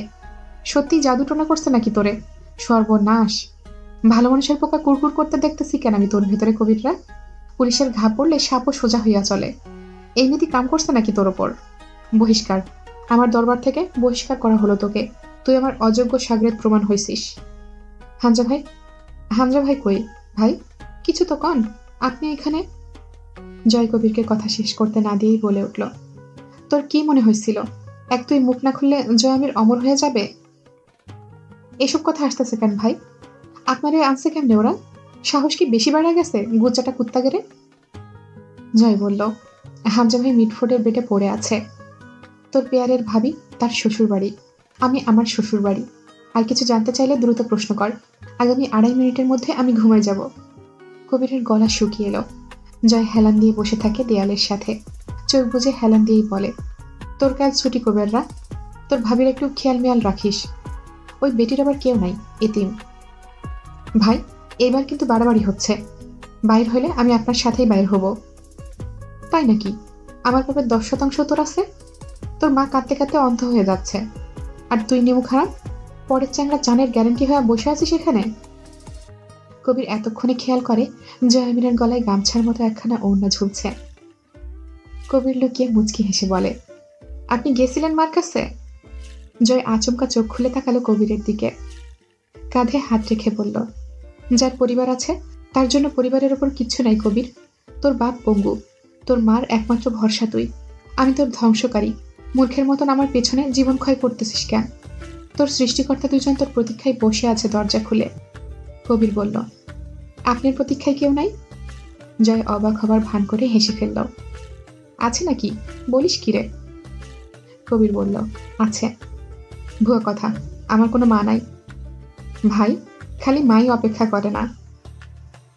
জয় বলল, আর কেউ করে না। আমি যখন খেলতে যাইতাম এরন নাক ফাটাই আসবো, কেউ আমারে ধাক্কা দিয়ে ফেলে আমার হাঁটুর চামড়া ছিলে দেবে, এই চিন্তায় আমির বাড়ির বেটার বউ আমির নিবাসে ফটকের কাছে লাঠি নিয়ে দাঁড়ায় থাকতো। কোনোদিন মারতো না। আমি আমির বংশের চ্যাংড়া, আমারে মারে সাহসকার। তারপর আর কেউ করে নাই আমার অপেক্ষা। কবির বলল, আপনি এখন আর সেই বাচ্চা নাই। এখন যার করার কথা এই অবস্থায় মার চাইতেও বেশি, সে আপনাকে ঘেন্না করে। এটা তো আপনারই দোষ ভাই। জয় মাথা দুলিয়ে হাসে, 2-4টা দোষ থাকায় ভালো রে। আর একজন আছে, আপনি হামজা ভাইরে চিনেন? দুনিয়া উল্টাপাল্টা করে ছাড়বে। জয় চোখ বুঝে হাসে, আমার জন্য এই দুনিয়া নাকি আমার দুনিয়া? কবির অস্থির হয়ে বলল, কি বলতেছেন? জয় ডাকে, কবির। কবির বলল, ভাই। ধর জিন্নাকে বড় সাহেব খুন করছে। কবির ছিটকে উঠল, অসম্ভব, হইতেই পারে না। মুখ চেপে ধরল জয়, চুপ শালা, আমি যতটা বিশ্বাস করি তোকে তুই তার চাইতেও বেশি। হামজা ভাইয়ের জান আপনি, এসব কথা মুখে আনতে নেই ভাই, ভুল বুঝছেন। ওই মুরসালিন মহান জঙ্গি কিছু ভুলভাল বুঝাইছে আপনারে। জয় বলল, সঠিক কি? কবিরের কাছে এর উত্তর নেই। সে শুধু এই জীবনে হামজা ও জয়ের ভাঙন দেখতে পারবে না, এর আগে তার চোখ উপড়ে ফেলা হোক। জয়কে সে চিনতে পারছে না বলেই মনে হলো তার শরীরের অত্যাচারের ব্যথাগুলো আর অনুভূত হচ্ছে না। এখন শুধু তার খুব বুক জ্বলছে। ভাই, ভাবিরে ওই বাড়িতে রাখছেন? ওইখানে ভাবিরে নিয়ে থাকার প্ল্যান আছে? তুই খুব খুশি মনে হচ্ছে। খুশি তো ভাই, এই জীবনে আপনার একটা সংসার দেখার চাইতে খুশির আর কি হইতে পারে? জয় ছাদের দিকে মুখ তুলে একচোট হাসে, সংসার? কার সংসার? আপনার আর ভাবির। ভাই আপনি চাইলেই পারবেন। চাওয়াটা অন্যায়। এত জটিল কেন লাগতেছে সবকিছু? ধুর। জয় বলল, সহজ ছিল কবে? সেই তারিখটা বল। কবির বলল, এইখান থেকে খালাস হওয়া শুধু সময়ের ব্যাপার। তারপর যাচ্ছেন তো নিজের বাড়ি, ভাবিও এখানে, সব সহজ হয়ে যাবে। জয় বলল, এখান থেকে খালাস হয়ে আমি ওইখানে যাব? তুই শিওর? কবির ওপর নিচ মাথা দোলায়। জয় হাসল, আমার তীর্থে যাওয়ার সময় হয়ে গেছে রে পাগলা। বাঁচতে চাইলে আন্ডারগ্রাউন্ড হওয়া লাগবে, আর আমার সাথে যাইতে ও জীবনেও রাজি হবে না। আমাদের পথ আলাদা। কবির বলল, তাইলে বিয়ে কেন করলেন? আমি করি নাই, হয়ে গেছে। বিয়ে করলে কসম ওরে করতাম না। কবির খেপে উঠল, কারে করতেন শুনি? অন্তত ওরে না, ও সুপুরুষ ডিজার্ভ করে, আমি ওর জন্য না। কবির বলে, কিন্তু ও তো আপনার জন্য। জয় তাকায়, কবির মাথা দুলায়, হ্যাঁ ভাই, আপনি জীবনেও এমন কোনো চেংড়িরে বিয়ে করতেন না যে কাপুরুষ ডিজার্ভ করে। আমি চিনি আপনারে। জয় কথা বলে না। কবির আবার বলে, আন্ডারগ্রাউন্ড হওয়া লাগে ভাবিরে নিয়া হন, জোর করে হইলেও। আমার আবদার এটা আপনার কাছে। জয় হেসে ফেলল। জোর করে? কিসের ঠেকা আমার? কবির বলল, আছে। আমার সাথে মিথ্যা বললেন না ভাই। আপনি এইখান থেকে বের হয়ে ভাবির কাছে যাবেন, আমি জানি। আমিও চাই এইটা। আমিও যাব আপনার সাথে। তারপর ভাবিরে নিয়ে হিলিবন্দর পার কইরা ভারতে, দরকার পড়লে নেপাল চলে যাবেন একদম। যতদিন না হামজা ভাই সব কেস সল্টে দিচ্ছে, ততদিন দেশে ফেরা নাই। বেশি দিন লাগবে না। তারপর ফিরে আমির নিবাসে চিরকাল। বাড়ির ছেলে বউ নিয়ে বাড়ি ফিরবে না? জয় হ্যাঁ না কিচ্ছু বলল না। আনন্দে উল্লাসিত হয়ে আছে কবিরের মুখটা। তার ক্লান্ত ক্ষতবিক্ষত মুখে শান্তির রেখা ফুটেছে। ওপর মহলের নির্দেশে জয় আমির ও কবিরকে মাঝরাতের অন্ধকারে মুক্ত করে দেওয়া হলো পুলিশ ফাঁড়ি থেকে। জয় আমিরের শুকনো হাতে কিছুটা লাল তরল মাখানো আছে। এসব কাজ ওপর মহল করে না, জয় আমিরদেরকে দিয়ে করানো হয়ে থাকে। জয় আমির ও কবির বড় ঘরে কাজ সেরে বের হলো। তখন প্রকৃতিতে রাত ৩টা। জয় আমিরের সাদা ধবধবে লুঙ্গিতে রক্ত, হাতের কবজিতেও, কপালের উপরেও। গলায় তখনও ওড়নাখানা ঝুলছিল। জয় সেই ওড়নায় রক্ত মুছতে মুছতে রাস্তায় নেমে এলো। রাস্তায় একটা কুকুরও নেই। ঝিঝি পোকারাও ভয়ে ডাকা বন্ধ করে দিয়েছে বোধহয়। কবিরের মেজাজটা থমকে ছিল। যা ঘটল বড় ঘরে তা কবিরকে খুব একটা সুখী করতে পারেনি বোধহয়। তবু কিছু একটা তাকে সপ্রতিভ করলো। সে জয়ের কানের কাছে ফিসফিস করে বলে, এভাবে ওনার মালিকের সাথে নিজেকে ঘষে পাপগুলো মুছে ফেললেও পারেন। জয় নিঃশব্দে হাসে। ওনার মালিক আমাকে এই অবস্থায় দেখলে বড়জোর ঘেন্নায় একদলা থুতু ছুড়ে দিতে পারে। নিজেকে এগিয়ে দেবে না পাপের ভাগ নিতে। আর তুই আমাকে থুতু খাওয়াইতে নিয়ে যাচ্ছিস কবির? আমার এই মুহূর্তে একবার শুধু রাজধানীতে যাওয়া জরুরি। ওই শালী আত্মহত্যা করে নেবে, তবু আর আমার সাথে যাবে না। আপনি রাইখে যেতে পারবেন তারে ওইখানে? সকালে আলো ফুটতে যদি আপনার এনকাউন্টার করতে বাহির হয় পুলিশ শালারা, অগরে মনে কখন কি চাপে কওয়া যায়। আবার চিরুনি তল্লাশির নাটক শুরু হইব। তারে কার কাছে রেখে যাচ্ছেন?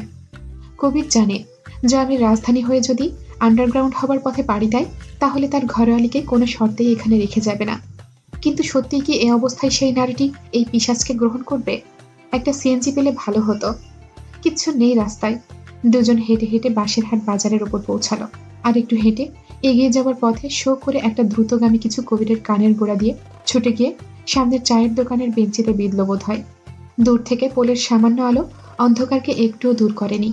জয় এক মুহূর্তের মাঝে কবিরকে এক ধাক্কায় ছিটকে নিজের থেকে দূরে ফেলে দিল। পরের মুহূর্তেই বিকট শব্দ করে পরপর দুটো বুলেট এসে জয়ামিরের শরীরে বিঁধল। একটা মাংসপেশি ছিঁড়ে ফুঁড়ে বেরিয়ে গেল। জয় কুঁজো হয়ে পড়ল। মুখ থেকে ছিটে একটা ভোঁতা আর্তনাদ বেরিয়ে এলো। তার পরক্ষণেই হেসে ফেলল সে। চোখ জ্বলছে, পানি ভরে উঠেছে চোখ দুটোই। দম ফুরিয়ে এলো। বুকের মাঝখানে দলা হয়ে চাপ ধরে এলো। গলগল করে রক্ত বেরিয়ে মাটিতে পড়ায় অনেকটা ধুলো আটার মতো দলা পাকিয়ে মেখে উঠল জয়ামিরের রক্তে। জয় গা কাঁপিয়ে হাসে। সেই হাসিতে শব্দ নেই। হাঁটু গেড়ে বসে পড়ায় চোখ থেকে টুপটুপ করে কয়েক ফোঁটা পানি ধুলোর উপর পড়ে। কারা যেন পেছন থেকে দৌড়ে পালিয়ে যায়। জয় দম নেবার চেষ্টা না করলেও তার অবাধ্য শরীরটা নিস্তেজ হয়ে লুটিয়ে পড়তে চাইল না। দম নেবার চেষ্টা করল। কবির এত জোরে জোরে ডেকে উঠল, ভাই ভাই, জয় ভাই। সাঁতরে উঠে আসে কবির। জয়ের ঢলে পড়তে যাওয়া শরীরটা জড়িয়ে ধরে। জয় আমিরের গা কাঁপছে। জয় হাসছে, প্রাণ খোলা হাসি হাসছে। বারবার দম আটকে এসে আবারও নিঃশ্বাস টেনে নেবার ফুসফুস শব্দ হয়ে কবিরের প্রচেষ্টাকে ব্যর্থ করে জয় আমিরের শরীরটা ঢলে পড়ল ধুলার ওপর। কবিরের শরীরের নিচের দিকে জয়ের রক্তে ভরে উঠল। জয় দেখতে পায় মৃত্যু চপল পায়ে এগিয়ে এসে তার শিয়রে হাঁটু গেড়ে বসল। সে একবার শেষবার দম টানার চেষ্টা করে। অস্ফুট স্বরে ডাকে, হামজা ভাই, বড় সাহেব হাসপাতালে কবির, আমি তারে দেখতে যাব। মৃত্যু বড় যত্নে জয় আমিরের মাথায় হাত বুলিয়ে দিল। শরীরে কি অসহ্য ব্যথা। শিরা উপশিরা ঝেঁটিয়ে রক্ত ছুটে যাচ্ছে ক্ষতের দিকে। সেই কলকল ধ্বনি শুনতে শুনতে জয় আমির আরামে চোখ বোঝে। ব্যথা নেই আর কোথাও। রক্ত ঝরছে, তাতে আর যায় আসে না জয়ের।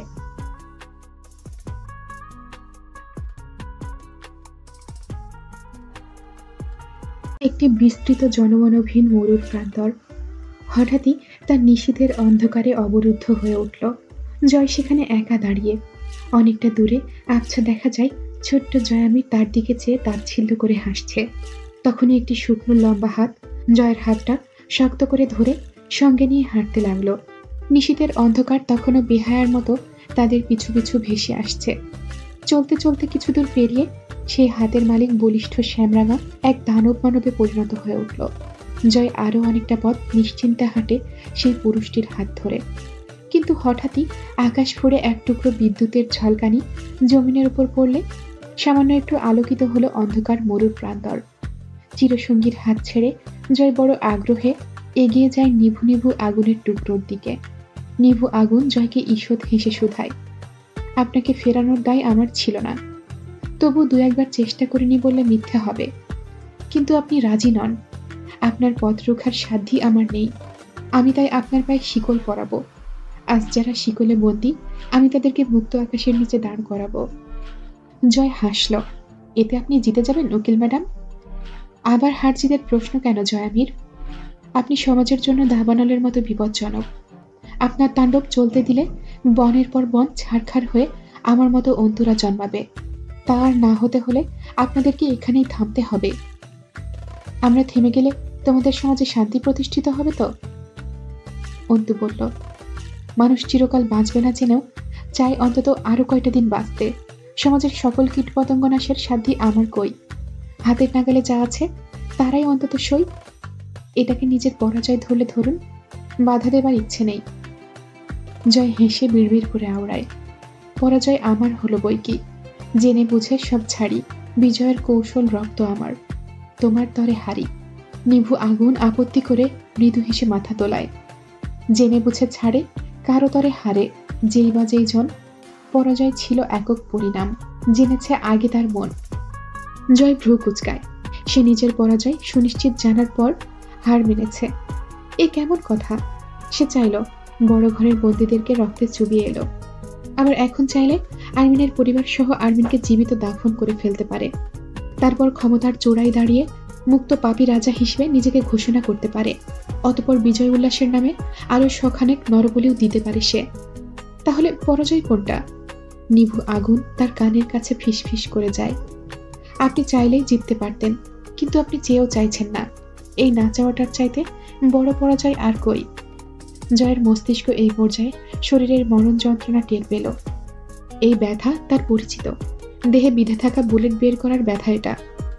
মরুপ্রান্তরের অন্ধকারটা গাঢ় হলো। বলিষ্ঠ হাতখানা এখন বহুদূর পেছনে দাঁড়িয়ে। নিভু আগুনে রক্তের ছিটা পড়ছে, তাই তা আরো নিভু নিভু হচ্ছে। জয় খুব অস্থির হয়ে উঠল। তার পরাজয়টা কি? মরুপ্রান্তরে ধ্বনি উঠল, বরং তুই বল দেখি বিজয় কোনটা? সীমাহীন পাপ করার ক্ষমতা থাকাটা যদি বিজয় হয়, তুই বিজয়ী, এক পাপের সম্রাট। কিন্তু একখানা সংসার, একটা জীবন, মানুষের মতো জীবন, নিজের ঠিকানা, পরিচয়, তোর আকাঙ্ক্ষিত সঙ্গিনী, নিজের বংশধর, কিছুই তো হবার নয়। তবুও তুই দাবি করছিস জিতে যাবার। বিজয়ের মর্ম না বোঝা নির্বোধ পাপিষ্ঠ, তোর পরাজয় রাস্তার মোড়ে দাঁড়িয়ে তোর অপেক্ষায়। জয় দেখে নিভু নিভু আগুন নিভে যাওয়ার শেষ ক্ষণেও হাসছে। অন্ধকার জয়কে পরম যত্নে আগলে নিচ্ছে ধীরে ধীরে। ব্যথার অনুভূতি ফুরিয়ে আসছে। বিজ্ঞানকে শুধালে বিজ্ঞান এটাকে মানব মস্তিষ্কের চেতনাহীনতা বলবে, ভদ্রলোকেরা বলবে মস্তিষ্কের মৃত্যু।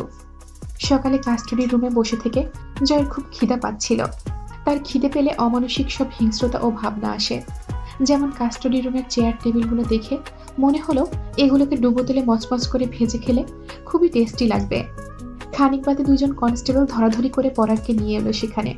চেনা যাচ্ছে না চেহারাখানা, নিজে দাঁড়ানো অথবা হাঁটার শক্তি নেই, যেন অনেকদিন পর কবর থেকে তুলে একটি মৃতদেহ আনা হয়েছে। অর্ধেকের বেশি মাংস ঝরে গেছে শরীর থেকে, সামান্য কিছু কঙ্কালের সাথে ছিঁড়ে ছুঁড়ে ঝুলছে। জয় পরাগকে দেখেই নাক চেপে ধরল। সকাল সকাল মুডটাই নষ্ট।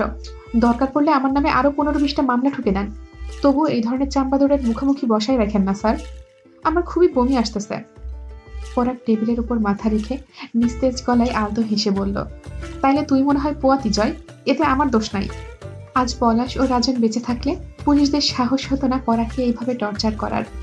থাকলে এতক্ষণে পুলিশদের পরিবারের কমপক্ষে 4-5টা মেয়ে লোক পলাশের জন্য ডিলিশিয়াস ডিনার হতো। রৌফ কায়সারকে দেখে জয় কপালে হাত তুলে সালাম ঠুকল। পরাগের কানে কানে বলল, দেখ তো একদম ঝিঙ্কু হয়ে আসছিস রে ফ্রগ।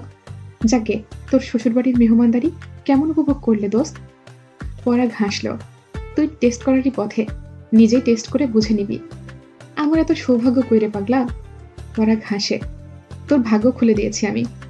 হ্যাঁ? পলাশ আজগরকে তুই মেরেছিস। জয় বলল, তাই নাকি? কই, আমার তো মনে নেই। কিন্তু স্বীকার যখন করবি, এতদিন ভাও খাইলি কেন? দে শালা, আমার কৃতজ্ঞতা ফিরাই দে। কৃতজ্ঞ হয়ে তুমি আমার বালটা ফলাইছো মন্দির পুত। তোর জন্য জানতো আর দিতে পারি না। তার সঙ্গে জয়ের সম্পর্ক আগে পরেই প্যাঁচ খাওয়া। পরাগকে জিজ্ঞেস করলে সে বলবে সে জানে না, কিন্তু কারণ একটা আছে, অদ্ভুত কারণ। পরাগ তখন ছদ্মবেশী প্রশাসন কর্মকর্তা। একদিন তার মিছিমিছি কার্যালয়ে এক নারী এলো। তার চোখে চিকচিক করছিল ন্যায়ের তেজ, আচরণে বিচক্ষণতা। পরাগের বুকে ধাক্কা লাগলো। তার মনে হলো নারীটির বিশ্বাস অনুযায়ী সে আজ কেন সত্যিই মুস্তাকিম মহান নয়। সে কেন পারছে না নারীটির চাহিদা মতো ধর্ষিতা মেয়েটিকে ইনসাফ দিতে? আবার কিনা সে সেই পলাশের অনুগত জারজ ভাই, যে এসবের পেছনে কাঠি নাড়ছে। এ পর্যন্ত পরাগ নিজেকে নিয়ন্ত্রণ করেছিল কোষে, কিন্তু যেদিন সেই নারীটিকে আবার আরেকজন মুমতাহিনা হবার জন্য পলাশের ডেরায় পাঠাতে হলো, সেই বিশ্বাসঘাতকতার অনুশোচনা কি আজও গেছে পরাগের ভেতর থেকে? সে কেন সেদিন নারীটির সরল বিশ্বাসের মর্যাদা রাখতে পারেনি? কোন সুতোয় তার হাত পা বাঁধা ছিল? সেই সুতোর নাম যদি পাপ হয়, তো সেদিন কি করে সেই সুতো ছিঁড়ে তার সম্মুখে জিতে গেল জয়ামির, যেখানে জয়ামিরের পাপের সুতো যে তার চেয়েও হাজার গুণ শক্ত পরিপক্ত। এমন তো কথা ছিল না। নারীটির কাছে জয়ামির মৃত্যুর মতো ঘৃণ্য, জয়ামিরের কাছে নারীটি কেবল একটি শিকার। অথচ সেই রাতে সম্মান বাঁচিয়ে এনে জয়ামির বিশ্বাসঘাতক পরাগের হাতে তুলে দিয়ে এক টুকরো বিদ্রুপ মাখা হাসি হেসে চলে গিয়েছিল। এই সধিক্কার কি পরাগ ভুলতে পেরেছে আজও? সে জয়ামিরের কাছে বিশ্বাস ও ভরসার মামলায় হেরে যাওয়া আনাড়ি। পরাগের বুকে নারীটির জন্য অগাধ টান। সেই টানে পাপ নেই, এইটুকু নিরেট। তবে সেই টান অদ্ভুত, একজন কাপুরুষ বিশ্বাসঘাতকের কলিজার টান কিনা। তাই ততদিন সেই নারীর ভরসাস্থল জয়ামিরকে কেড়ে নিতে পরাগের সাহস হয়নি, যতদিন না রূপকথার মামলা এসেছে।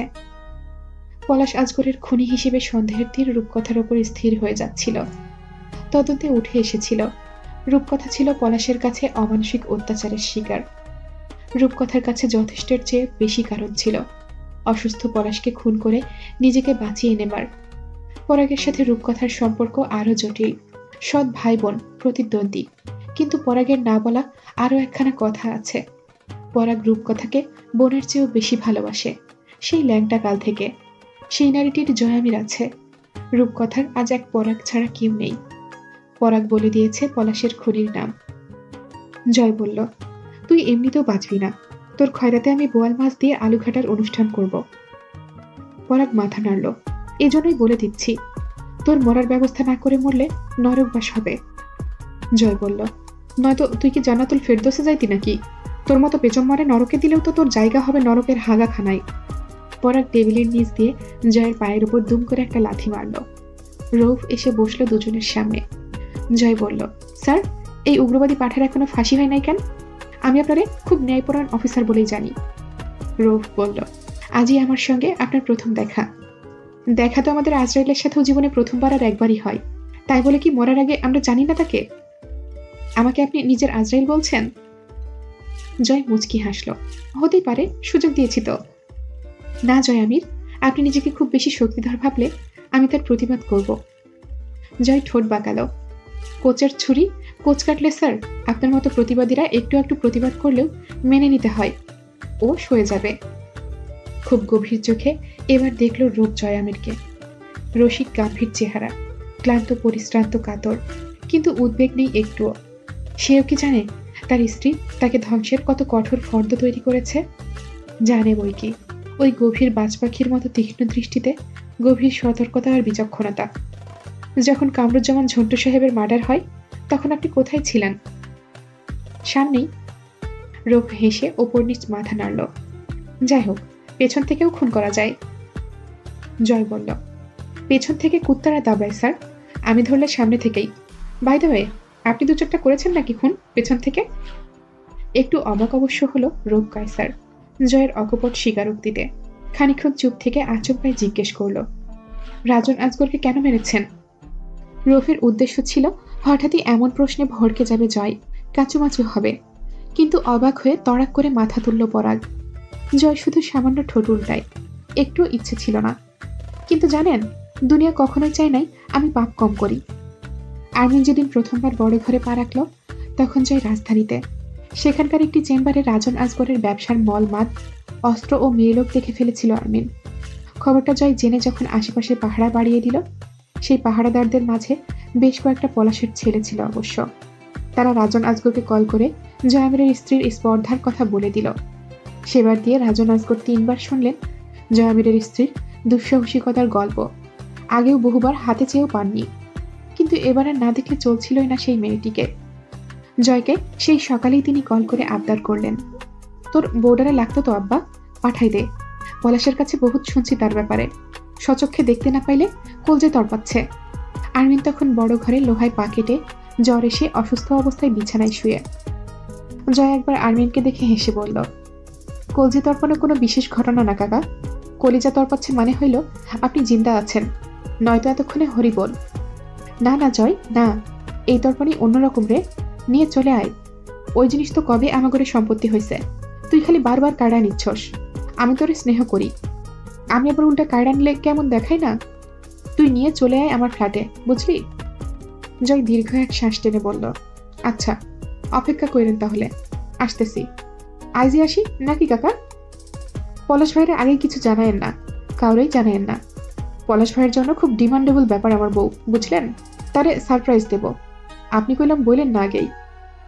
জয় আবার সেই দিন দুপুরে রওনা দিল রাজধানীর উদ্দেশ্যে। হামজাকেও জানালো না। রাত 11টায় ঢাকা পৌঁছে একটু ড্রিঙ্ক করে শহর ঘুরে রাজন আসগরের ফ্ল্যাটে ঢুকলো রাত 1টার পর। 21 তলা ভবন। রাজন আসগর থাকেন 14 তলার লেফট ইউনিটে। রাজন বলল, কই রে সেই মহিয়সী কই? বাপরে, দম বন্ধ করে দেয় মাঝে মধ্যে। কোত্থেকে পাইলি বাপ এরকম কড়া মাল? কই সে? জয় ঠোঁট গোল করে খুব ধৈর্যশীলের মতো দীর্ঘশ্বাস ফেলে বলল, আনিনি কাকা। রাজন আসগর রসিকতা ভেবে হাসতে চাইলেন, কিন্তু তিনি জানেন জয়কে। বিভ্রান্ত হলেন। ধীরে ধীরে হিংস্রতা চাপতে লাগলো ভেতরে। জয় খুব হতাশ কণ্ঠে বলল, যখন একটা সাধারণ মেয়ে ছিল, আমার চোখের বিষ ছিল, তখনই দেই নাই আমি। আজ তো সে আমির পরিবারের বউ, কোশ্চেন অফ ফ্যামিলি ওনার কাকা। আপনি কি ঠিক করছেন আমির পরিবারের বউরে এরকম সস্তাভাবে চেয়ে বসে? যেইগুলোরে আপনি কেনাবেচা করেন সে কি সেরকম কিছু? ছ্যাঃ, আপনি ওরা চাইলেন সেটা সমস্যা না, সমস্যা হলো আপনি আমার পরিচয়ের উপর হাত মারছেন। জয় উঠে দাঁড়ায় এই পর্যায়ে। আমি কে?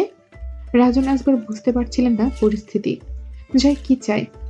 জয় রাজন আসগরকে খুব একটা শাস্তি দিয়ে মারল না। ভুলবশত বয়স্ক একজন মানুষ একটু বেয়াদবি করে বসেছে, এই আর কি। রাজন আসগরের বুকের ওপর উঠে বসে চোয়ালের এক পাশ দিয়ে মাঝারি আকৃতির ড্যাগার বেঁধে দিল। এক পাশ দিয়ে ঢুকে অপর পাশের চোয়াল ভেদ করে বেরিয়ে গেল তা।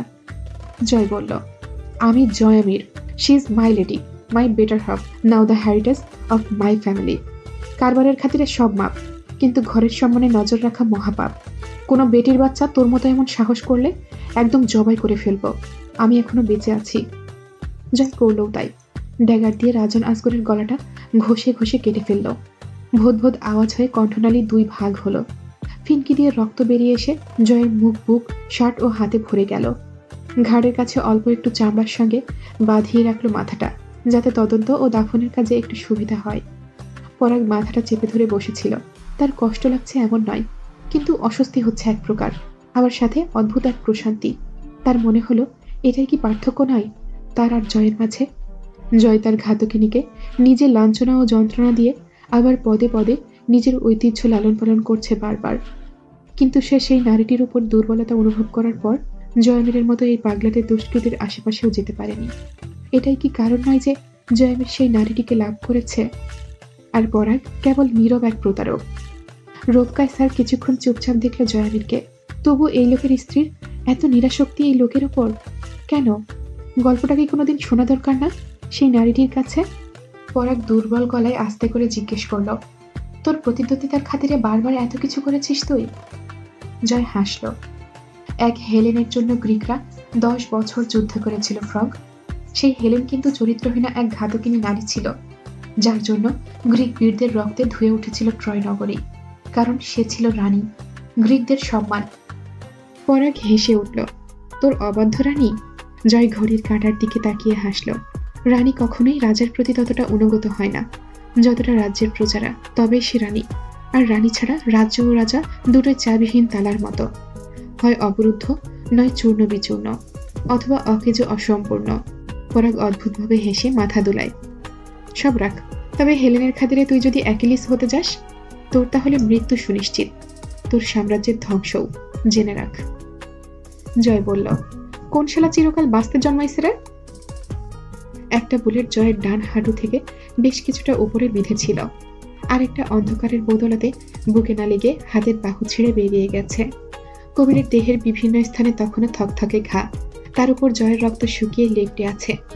দুর্ঘটনার সময়টা অসময় ছিল।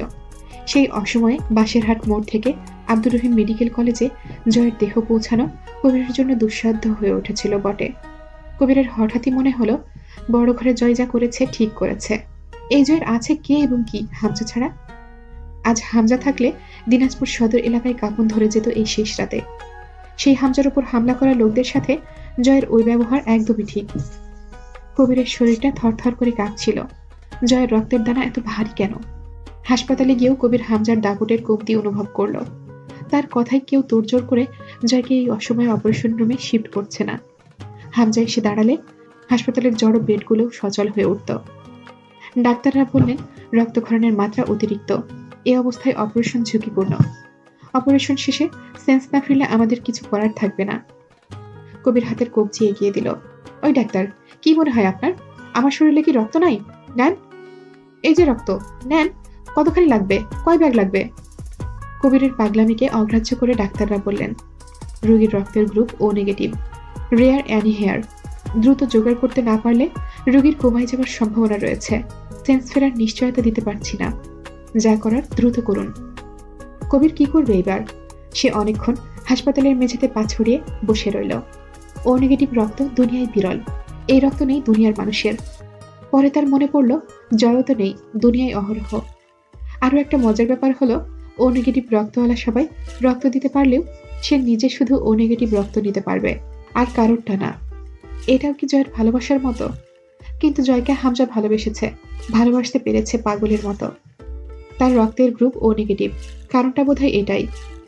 ছেলেদেরকে বিকেল পর্যন্ত থামিয়ে রাখলো কবির এই খবরটা হামজাকে দেওয়া থেকে। হামজা উন্মাদ হয়ে উঠবে এই খবরে, যেখানে সে নিজেও জখম। কিন্তু বুলেট অপসারণ করে জয়কে বেড়ে দেবার কয়েক ঘন্টা পরেও সে চোখ খুলে তাকিয়ে হেসে উঠল না।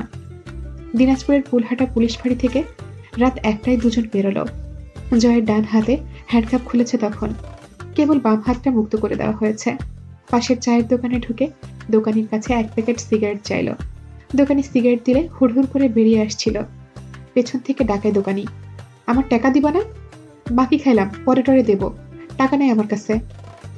ও মনে নাই, 200 টাকা ধার দে তো, গাড়ির ভাড়া নাই আমার কাছে। দোকানির চোখ রসগোল্লা হয়ে গেল। হ্যাঁ, সে বুঝলো না এছাড়া কি কয়। একে তো বাকি সিগারেট, তার উপর টাকা ধার। জয় এগিয়ে গিয়ে দোকানির কানের কাছে বলল, আপনার দোকানে কোনোদিন চাঁদা তুলতে আসছে আমার চ্যাংড়াটা? দোকানি নিজের ভালো বোঝে, এসেছে বললে বিপদ হতে পারে, বুঝেই ঘাড় নাড়ল। না, আহে নাই। সে মূলত জানে না জয়ের ছেলেরা তার কাছে চাঁদা খেয়েছে কিনা। জয় বলল, ব্যাস শোধবোধ, যদি ধরেন টপকে মরে যাই, এই টাকার দায় আবার বাধাই রাখেন না যেন, মাফ করে দিয়েন। রাস্তায় চলার সময় সিগারেট টানতে টানতে গান ধরল, I M A disco dancer, বিড়ি খাইলে হয় ক্যান্সার। পথে ডাবে ভরপুর নারকেল গাছের দেখা মিলল। মাস ছয়েক কোনো নারকেল গাছে হামলা দেওয়া হয় না। শুধু চেহেলগাজী ইউনিয়ন না, দিনাজপুর সদরের প্রায় সব গাছের নারকেল তার পেটে যায়। গাছওয়ালা সন্ধ্যায় নারকেল গুনে রাখে, সকালে গাছ পরিষ্কার করে। পেঁপে, পেয়ারা, আমের ক্ষেত্রেও একই ঘটনা। পরস্পরের সাথে চোখাচোখি করে হাসে দুজন। হুট করে জীবনটা গম্ভীর হয়ে গেছে। আগে জটিল ছিল, কিন্তু ছিল ছন্নছাড়া। এখন ভারী হয়ে গেছে। বাড়ির রাস্তা তুলনামূলক বেশি গুমট লাগলো, যেন কিছু ঘটে গেছে বা ঘটবে নিশ্চয়ই। সে যেই আশঙ্কা করে বাড়িতে ঢুকলো, তার সূক্ষ্ম চিহ্ন ছিটে আছে স্থানে স্থানে। গতরাতে তাকে নিয়ে যাবার পরপরই উন্মত্ত দল রাজধানীর উদ্দেশ্যে বেরিয়ে গেছে। বাড়ির পাহারায় যে 2-1 রয়ে গেছিল, তাদের পেল বাহির বাড়ির খোলা বারান্দার এক কোণে। ভয়ানক জখম তারা। হামজার নির্দেশে সবসময় পরিপাটি পাটোয়ারি বাড়ির আঙিনায় লণ্ডভণ্ড হাল জয় অন্ধকারেও টের পেল। অনেকগুলো পায়ের বিক্ষিপ্ত পদচারণ বারবার চলছে। এমপির ছেলে দুটো দৌড়ে এলো কোত্থেকে যেন জয়কে দেখে। জয় ঘুরে ঘুরে সব দেখল। বড় ঘরের বাইরে লোহার দরজা হাতড়ালো। পুরনো বিশাল তালাখানা ভেঙে নিচে পড়ে আছে, আর শাবলটাও। ছিটকিনিতে নতুন তালা লাগানো। জয় হাসলো একচোট। অসুস্থ কবির বোঝার চেষ্টা করছিল সবকিছু। ভাই, এইসব কারা করতে পারে? মুরসালিনের শুভাকাঙ্ক্ষীরা, জঙ্গির দল। জয়ের আন্দাজ বাস্তবের চেয়েও শক্তিশালী হয়। সে মাথা নেড়ে হেসে বলল, আনসারি মোল্লা মনে হয় কবির। মজার ব্যাপার কি জানিস? আমার ঘরোয়ালির আয়োজনে সব। কবির চমকে উঠল। ভাবি? জয় সেই শাবল দিয়েই দোতলার সদর ঘরের দরজা খুলে বাড়িতে ঢুকলো। রিমি চাবি কোথায় রেখে গেছে জানা নেই। রুমে ঢুকে লুঙ্গি পড়তে পড়তে কবির বলল, বড় সাহেবের রুমে যা, বেডসাইড টেবিলের ড্রয়ারে চাবি আছে। দেখাবার সেখানে নাকি মোরসুর শুভাকাঙ্ক্ষীরা সঙ্গে নিয়ে গেছে। আমি? ইতস্তত করে কবির। যা শালা, ভাবি না এখন, যা। সে তো সেই আমির নিবাসী আন্দাজ করেছিল অন্তু ভয়ানক কিছু ঘটিয়েছে, কিন্তু সেটা এত কিছু তা ভাবার ফুরসত পায়নি। হেসে ফেলল সে। ঘরে সে আসলেই এক ঘাতকিনীকে পালছে। এত নিখুঁত পরিকল্পনাকারী তার স্ত্রী, এটা ভেবে গর্বে বুক ফোলাতে গিয়েও আবারও হেসে ফেলল। যোগ্য স্বামী, থুকু, যোগ্য আসামির যোগ্য বউ, না আইনজীবী। ঘরে ঢুকলো জয় 3-4খানা মদের বোতল সঙ্গে নিয়ে। তার গ্লাসে ঢেলে পানি অথবা মদ কোনোটাই পান করার অভ্যাস নেই। পানি জগ ধরে, মদ বোতল ধরে। সিঁড়ির তালা বাইরে থেকে ঠিকঠাক বন্ধ। সিঁড়ি পেরিয়ে প্রথম ইউনিটে পা রাখতেই খচ করে পায়ের সাথে কিছু গেঁথে গেল। জয় কবিরকে ধাক্কা দিয়ে সামনে সরিয়ে বলল, সাবধান, শালারা মনে হয় কালো জাদু টাদু করে গেছে। লাইট মাইট সব ভেঙে অন্ধকার করে কালো জাদু করছে, বুঝলি? আন্দাজ মতো বড় ঘরের স্পট লাইটখানাও ভাঙা পেয়ে ভেতরে আরো আত্মবিশ্বাস টের পেল জয়। বহুদিন পর অসুস্থ শরীরে বড় ঘরে ঢুকে কবির অস্বস্তিতে গুটিয়ে যাচ্ছিল। আচমকায় দাউ দাউ করে আগুন জ্বলে উঠলে চমকে উঠল। জয় মদের বোতলের মুখে দিয়াশালাই মেরেছে।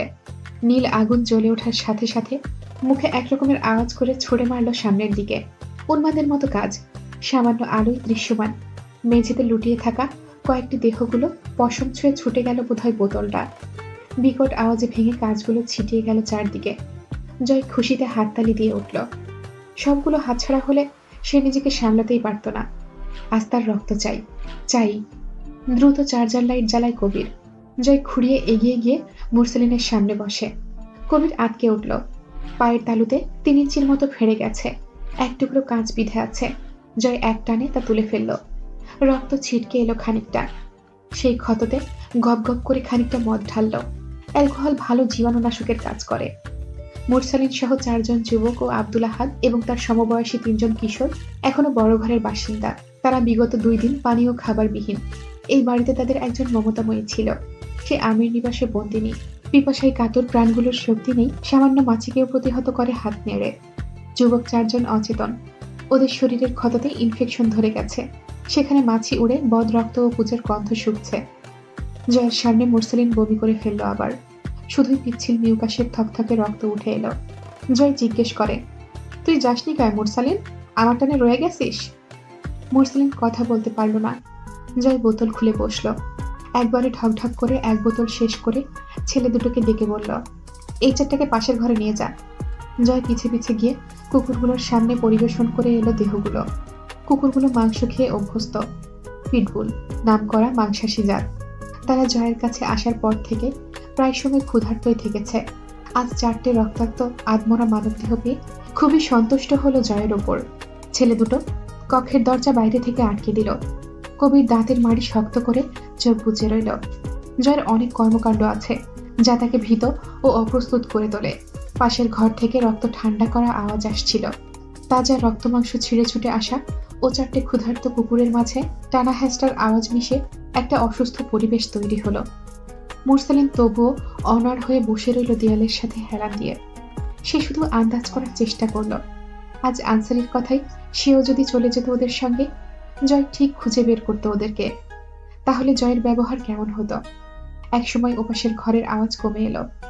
জয় আর দেখল না কুকুরগুলো তৃপ্তি পেয়ে বসেছে কিনা, তাদের ক্ষুধা মিটেছে কিনা, অথবা শিকারগুলোর শরীরে আর কি পরিমাণ মাংস অবশিষ্ট আছে, আর কয় বেলা তারা নিজেদের ক্ষুধা নিবারণ করতে পারবে দেহগুলো থেকে। সে আরাম করে বসে আরো খানিকটা মদ পান করলো। এরপর মুরসালিনকে জিজ্ঞেস করলো, মরার আগে একটা প্রশ্নের জবাব দে। জিন্নার সাথে কি হয়েছিল? হামজা ভাইয়ের কাছে জিজ্ঞেস করার সুযোগ হয়নি এখনো, তুই বল। মুরসালিন কাশলো বেশ কয়েকবার। হাত দুটো মাথার নিচে দিয়ে আস্তে করে শুয়ে পড়লো মেঝের ওপর কাত হয়ে। নাক দিয়ে রক্ত আসছে, শরীরটা বিশেষত হাত দুটো থরথর করে কাঁপছে তার। সেই হাতে সে নিঃশব্দে জয়ের দিকে এক টুকরো কাগজ এগিয়ে দিয়ে বলল, আম্মাকে দিবি এটা। জয় উত্তর পেল না। মুরসালিন আরাম করে পড়ে রইল নিজের বিধ্বস্ত দেহখানা নিয়ে। চোখ বুঝলে একটা সুন্দর মৃত্যু তাকে ডাকছে। সেখানে হাহাকার নেই, বন্দিত্ব নেই, নেই রক্ত, শরীরের চিৎকার, নেই নিপীড়ন, ক্ষমতার তুলনা। মুরসালিনের কানে এখন আর এমদাদ, তৌফিক, নাইমের আর্তনাদ ও কুকুরের ভোজের আওয়াজ বাজছে না। ওরা এখন মুরসালিনের চেয়েও সুখী। মুরসালিনের দুর্ভাগ্যের উপর নিশ্চয় হাসছে, কেননা মুরসালিন এখনো চোখের সামনে 3টে কিশোরের মৃত্যু দেখার সম্ভাবনা নিয়ে বসে আছে। এই ভার থেকে তারা মুক্ত হয়েছে। তৌফিক, আব্দুল আহাদ ও হাবিবুল্লাহকে কোনো ক্রমে নিয়ে যাওয়া যায়নি। তারা মুরসালিন ভাইকে রেখে যাবে না। ওদের বোকামির ওপর মুরসালিন হাসল। ওরা কি জানে না মুরসালিন ভাইয়ের সাধ্যে নেই ওদেরকে রক্ষা করার? মুরসালিন একটা পাপ করলো, সে নিজের মৃত্যু আগে চাইল। এটা মহাপাপ কিনা জানে না মুরসালিন, কিন্তু চোখের সামনে ছোট ছোট কিশোর প্রাণগুলো ঝরে যাওয়া দেখার সাহস মুরসালিনের নেই। কিন্তু দেখতে হলো। জয় 4টে গুলি খরচা করলো তৌফিক, হাবিবুল্লাহর খাতিরে। আব্দুল আহাদের চোখ দুটো জল জল করে জ্বলছিল তখনও, কিন্তু কখন যে তার জলে টসটসে হয়ে উঠল। তার আব্বা নেই, মায়ের আরেক ঘরে বিয়ে হয়েছে। নানির বড় স্বাদ ছিল আব্দুল আহাদ হাফেজ হবে, বিশাল বড় ধার্মিক হবে। নানির হাঁপানি আছে। সে শেষবার নানির কাছ থেকে বিদায় নিয়ে মাদ্রাসায় আসার পথে নানিকে বলেছিল, এবার আসছে রমজানের ছুটিতে বাড়ি আসার সময় মুরসালিন ভাইয়ের কাছ থেকে 100 টাকা নিয়ে তোর জন্য একখানা নতুন ইনহেলার কিনে নিয়ে আসবো। সারাদিন হুকুর হুকুর করে কাশিস। কেনা হলো না। নানিকে তার দেখা হয় না কতগুলো মাস। আচ্ছা, নানি কি আর তাকে মরা আহাদকেই দেখতে পাবে কি? সে মুরসালিনের সামনে গিয়ে বুক পেতে দেবার মতো করে তাকিয়ে রইল। তার একবার ওই আপাটির কথা মনে পড়ল। তার মনে হলো ওই আপাটি এখানে থাকলে নিশ্চয় এই জয়কেই গুলি করে মেরে ফেলত। তবুও আব্দুল আহাদ আর মুরসালিন ভাইয়ের কিছু হতে দিত না। জয় খুব আন্তরিক ভঙ্গিতে হেসে আব্দুল আহাদকে টেনে বুকের সাথে জড়িয়ে ধরল। তার লম্বা দেহের তুলনায় আব্দুল আহাদ জয়ের বুক পর্যন্ত লেপ্টে রইল। এক হাত দিয়ে বুকের সাথে চেপে ধরে রেখে পিঠের ঠিক বাম ভাগে, যেখানটায় সামনের দিকে হৃদযন্ত্র থাকে, সেখানে মুজল ঠেকিয়ে ট্রিগার চাপল। আব্দুল আহাদের হৃদপিণ্ড ফুঁড়ে এসে সবটুকু রক্তই জয়ের বুক, লুঙ্গি, মুখ, হাতে ভরে গেল। জয় চোখ দুটো বুঝে তার অটো সেমি বেরেট 92 পিস্তলের আরো 4খানা গুলি বড় তৃপ্তির সাথে আব্দুল আহাদের দেহকে সামান্য আলগা করে বুকে বিঁধল। তার ঘরোয়ালি তার সাথে যে বিরোধিতার আয়োজন করেছে, তাতে আব্দুল আহাদের উপর ঘরোয়ালির স্নেহের ভাগ অনেকটাই। এদেরকে মুক্ত করার জন্যই এত আয়োজন। তাই জয় আব্দুল আহাদের দেহটাকে তৃপ্তিমতো ঝাঁঝরা করল। অন্তু জানলে নিশ্চয়ই বলতো জয়ামিন মানসিকভাবে অসুস্থ। পলাশকে পাগলা বলা জয়ামিন নিজেও স্যাডিস্ট। আব্দুল আহাদের দেহটা জয় ছেড়ে দেওয়ার পরেও পড়ল কয়েক মুহূর্ত বাদে। কে জানে মৃত্যুর আগে কেন আব্দুল আহাদ আরবিনের ওড়নাখানা মুঠোয় চেপে ধরেছিল। হয়তো সব নারীতেই মা লুকিয়ে থাকে, তাই। আর তাদের আবরণের আঁচলে মমতার গন্ধ। এতিম আব্দুল আহাদ শেষবারের মতো সেই মমতাটুকু অন্তুর ওড়নার প্রান্তে খুঁজেছিল, যে ওড়না জয়ামির বুকে ছুঁয়ে ঝুলছিল তখনও। জয় মুরসালিনকে মারল না। মুরসালিনকে অতগুলো ছোট ছোট প্রাণহারা দেহের মাঝে নরকের মেঝেতে শুইয়ে রেখে লুঙ্গির নিচ পৃষ্ঠে হাতের রক্ত মুছতে মুছতে বেরিয়ে এলো বড় ঘর ছেড়ে। আর্মিকে নিয়ে তাকে দেশ ছাড়তে হবে আজ রাতেই। তার কাছে এমপির কাজ ছিল বড় ঘরের লাশ বিছানো।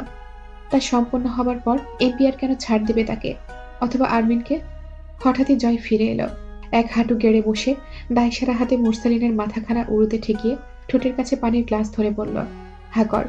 3 দিন পর সামান্য একটু পানি খাদ্যনালী পেরোতেই গলগল করে রক্ত বমি উঠে এলো। জয়ের লুঙ্গিতেও লাগলো।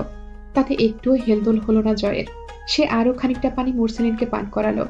উঠে যাবার সময় বিড়বিড় করে বলল, আত্মত্যাগের কুরকুরানি যাদের থাকে তাদের তোর মতো দড়ি ছিঁড়ে পিছন মারা খাওয়া ছাড়া আর কি। কাল পালাসনি কেন? আমি কি মহান, এখন তোকে নিজে হাতে ছেড়ে দেব? মুরসালিন বুঝল সে খুব শীঘ্রই চেতনা হারাবে। তার মস্তিষ্কে অতিরিক্ত চাপ ও যন্ত্রণা শুরু হয়েছে। দম আটকে আসছে, তবুও সান্ত্বনা পায়। বাকি শিশুরা এতক্ষণে নিশ্চয়ই মায়ের আঁচল ছুঁয়েছে। বন্দি মুরসালিনকে সত্যিই জানাবে কে? গত রাতটা শেষ সুযোগ ছিল আনসারি সাহেবের জন্য। হামজা হাসপাতালে, জয়কে অ্যারেস্ট করবে রোগ কায়সার। সেইভাবে কিছু করতে না পারলে জান যাবে সবার। বাড়ির পাহারায় তখনও বেশ কয়েকটা ছেলে থাকার পরেও এলেন তিনি। হাতাহাতি হলো, ধাতব অস্ত্র চলল টুকটাক। বিশাল প্রাচীর ঘেরা হামজার নগরী ওটা। তার এক পাশে স্বচ্ছ পুকুর, অপর পাশে বাসভবন, সামনে ওয়ার্কশপ, পেছনে পচা পুকুর যেখানে হামজার মেশিনের বর্জ্য পদার্থ যায়। আশেপাশে কেউ নেই, ভেতরের আওয়াজ শোনার। রাত 10টা বাজতেই হামজার বাড়ির কয়েক গজ দূরত্বে লোকজনের চলাচল কমে আসে। এসব বাড়ির শব্দরাও জানের শিকারী। এসব বাড়ির সামনে দিয়ে হাঁটতে হয় বোবা ও কালাদের মতো। যে লোক কানে শোনে অথবা কথা বলতে পারে তার উচিত না রাতে বাড়ির আশেপাশে ঘেঁষা। কত রকমের শব্দ হতে পারে সেসব শুনে ফেলার পর আর কোনোদিন দুনিয়ার কোনো আওয়াজ আর না শুনতে পারার সম্ভাবনা সিংহভাগ। কারণ প্রাণ না থাকলে কান আর জবান কাজ করে না। ছেলেরা কয়েকজন ধরাশায়ী ও আহত হলো। কোনো রকমে বাচ্চাগুলোকে বের করে এনে ছোট একখানা মালগাড়িতে তোলা হলো। তখন আনসারির হৃদযন্ত্রে কেউ হাতুড়ি ঠুকছে।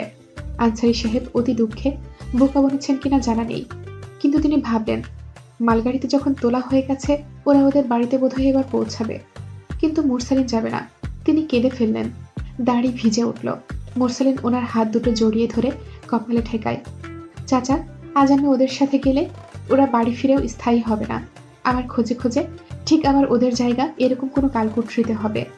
হামজারা আমাকে বন্দি অথবা মৃত না দেখা অবধি সামান্য শান্তও হবে না। আপনি ওদের জীবন ঝুঁকিতে ফেলবেন না আমায় বাঁচাতে। এই তো বেঁচে আছি আমি। এই চিঠিটা নিয়ে গিয়ে বড় হুজুরের কাছে দেবেন। উনি যেন মাদ্রাসা সহ সকল কার্যক্রম বন্ধ করে দেন। আর একটা প্রাণের ভারও বইবার সাধ্যে আমার এই ভঙ্গুর কাঁধে নেই। আমি আমার রবের কাছে কি জবাব দেব? ওরা অনেক কোরআন শিখেছে, এবার বেঁচে থাকুক। নারায়ে তাকবীর। বাকিরা উচ্চস্বরে বলল, আল্লাহু আকবার। সবাই উঠল আনসারি সাহেবের সাথে। কেবল গেল না 4 আদমরা যুবক ও 3 পাগলা কিশোর। মুরসালিন ভাইয়ের সাথে টুকরো টুকরো হয়ে যাবে, তবুও ভাইকে না নিয়ে ফিরে যাবে না। আনসারি সাহেব চোখ মুছে বেরিয়ে গেলেন। তার সেদিন রাতের সরলতার উপর ধিক্কার দেওয়া যায়। তার মালগাড়ি আটক করা হলো এমপির কাছে 4 মাথার মোড়ে অদূরে। সকাল সকাল পুলিশ এসে তাকে এমপির ডেরা থেকে দেশদ্রোহী হিসেবে ও তার সাথে আসা জওয়ানদেরকে লাল কমলা ইয়াবা বড়ি পাচারকারী হিসেবে ধরে নিয়ে গেল। মালগাড়ি থেকে বাচ্চাগুলোকে নামিয়ে নতুন নরক এমপির বাড়ির বেসমেন্টে জায়গা দেওয়া হলো। মালগাড়িটা থানার হেফাজতে গেল স্মাগলিং ভেহিকলস হিসেবে। সেদিন রাতের গল্প শেষ। পরদিন রাতে এমপি সাহেবের মনমতো ঘটনা ঘটতে গিয়েও ঘটেনি। রোজ পরিকল্পনা একমতো কাজ দেয় না, এ এক সমস্যা বটে। আগের রাতে যেভাবে চমৎকারভাবে কতগুলো জঙ্গি উনি স্বীকার করেছেন, পরদিন রাতে সেরকম নিখুঁতভাবে তার লোক জয়ামিরকে আজরাইলের হাতে তুলে দিতে পারেনি। জারজটা এখনো হাসপাতালে পড়ে আছে। সমস্যা হলো ছোকরারা ঘিরে আছে কেবিন, নয়তো ওখানে গিয়ে শেষ আশাটুকু রদ করে আসলে নিশ্চিন্ত হতে পারতেন তিনি। এখন জয়ের বাঁচা মরা গলার কাটার মতো বিধে আছে গলায়। এমপি সাহেব তাই খুব খুশি হতে যেও পারছেন না। সমস্যাটা হলো কবির যখন কলে রিমিকে বলেছে, বড় ভাবি সর্বনাশ হয়ে গেছে ভাবি, জয় ভাইয়ের গুলি লাগছে। কবিরের ভেজা কণ্ঠ ও খবরখানা রিমির তরল মনকে ছলকে দিল। সে ভুলে গেল বসে আছে হামজার চোখের সামনে। তার উপর তার মুখ দিয়ে বেরিয়ে এলো জয়ের। ব্যাস, ছো মেরে ফোনটা কেড়ে নিয়ে হাতের সেন্সর ক্লিপ খুলে উঠে বসলো হামজা। কি হয়েছে রে কবির? জয় কই? কই ও? কি বলছিলি তুই? বল। ও পাশে কবিরের দম আটকে গেল। হামজা গর্জে উঠল, বল হারামজাদা, নয়তো একদম সামনে পেলে জিব্বা একটান মেরে ছিঁড়ে আনবো। সত্য কথা, হামজা সত্যিই তাই করবে। কবির থর থর করে কাপা গলায় বলল, জয় ভাইরে কারা জানি গুলি করছে ভাই, কিছু হয় নাই তেমন। হামজা চিৎকার করে উঠল, চুপ খানকির বাচ্চা। কবির থর থরিয়ে উঠল, একদম সত্যটা বল, যেন ধর আমি এখানে বসে লাইভ দেখতেছি। তোর কি মনে হয় হামজা পুঁটি মাছের জান নিয়ে দুনিয়ায় আসছিল? একটু হাওয়া দিলে মরমর করে ওঠা ছনের ঘরের মতো ভিতরে আমার কলজার। কবিরের কিন্তু এবার একটুও ভয় লাগলো না। হামজার এই কথা শুনে যে কেউ ভাববে এই তো বড় শক্ত কথা। কবির জানে হামজার কলিজা এখন ইতিমধ্যেই গড়িয়ে পড়া ছনের ঘরের মতো অবস্থা। জয় যে খুঁটি সেই ঘরের। কবির কেঁদে ফেলল, ভাই জয় ভাইয়ের রক্ত লাগবে, রক্ত নেই কোথাও, কোনোখানে পাই না, আর্জেন্ট রক্ত দরকার। হামজা কল কাটার আগে শুধু বলল, যদি আমারে দেরি করে জানানোর কারণে জয়ের অসুস্থতা এক ফোঁটাও বাড়ে রে কবির, তোর বংশ আমি দুনিয়া থেকে মুছে তুলব, বলে দিলাম। আর কেউ জন্মাবে না সেইখানে, যারা জন্মেছিল থাকবে না, বাস্টার্ড। ততক্ষণে সে ক্যানোলা টান মেরে খুলে ফেলায় হাতের পিঠে এক পাজা রক্ত। হাতের শিরা ফুলে টসটসে হয়ে উঠেছে। রিমি জাপটে ধরল, শুনো না আমার কথা, এই যে। হামজা বলে উঠল, জীবনে আমার হাতে মার খাও নাই তাই না রিমি? আজ প্রথম দিন হতে পারে। আমার ফতুয়া পাঞ্জাবি আর অ্যানি আউটফিট কিছু এনেছ? রিমি ছলছল চোখে হামজার বুকের সামনে পথ আগলে কাছে এসে দাঁড়ায়। মারুন, তাই মারুন, তবু এই শরীরে ছুটতে ছুটতে যেতে পারবেন না। আমরাও যাব, কাল সকালে রওনা দেব। আপনার ইনজেকশন চলছে, আমি থেরাপির অ্যাপয়েন্টমেন্ট নিয়েছি। অন্তত আর একটা সপ্তাহ থাকতে হবে এখানে। আপনি বুঝতে পারছেন না, 1 সপ্তাহ ওইদিকে আমার দাফন হয়ে যাবে। তুমি কি মনে করো আমি আমার এই দেহখানার মধ্যে বেঁচে আছি? আমার কর্ষিকাগুলো দিনাজপুরে পড়ে আছে রিমি। হামজার ইশারায় এগিয়ে এসে দুটো ছেলে হামজাকে শার্ট পরিয়ে দিল। হামজা রিমিকে থুতনি ধরে চুষে একখানা শক্ত চুমু খেলো ঠোঁটে। তারপর আচমকাই তার মনে হলো সে যেন 1000 বছর দাঁড়িয়ে, মেরুদণ্ড অবস্থার। ধূপ করে কোমর ভেঙে বসে পড়ল বেডের ওপর। নিচু হয়ে হেসে মাথা তুলে বলল, আমার কি হয়েছে রিমি? ডাক্তার কিছু বলেছে তোমায়? আমাকে তো বলবে না শালারা, কি হয়েছে আমার? রিমির সবচেয়ে প্রচলিত ভাষা কান্না, বিশেষ করে এই পুরুষটির সম্মুখে। কয়েকটা টিস্যু ছিঁড়ে হাতে চেপে ধরে খোঁড়াতে খোঁড়াতে বেরিয়ে যায় হামজা। পিছু নেয় রিমি। তুলি গিয়ে হামজার আরেক বাহু চেপে ধরল।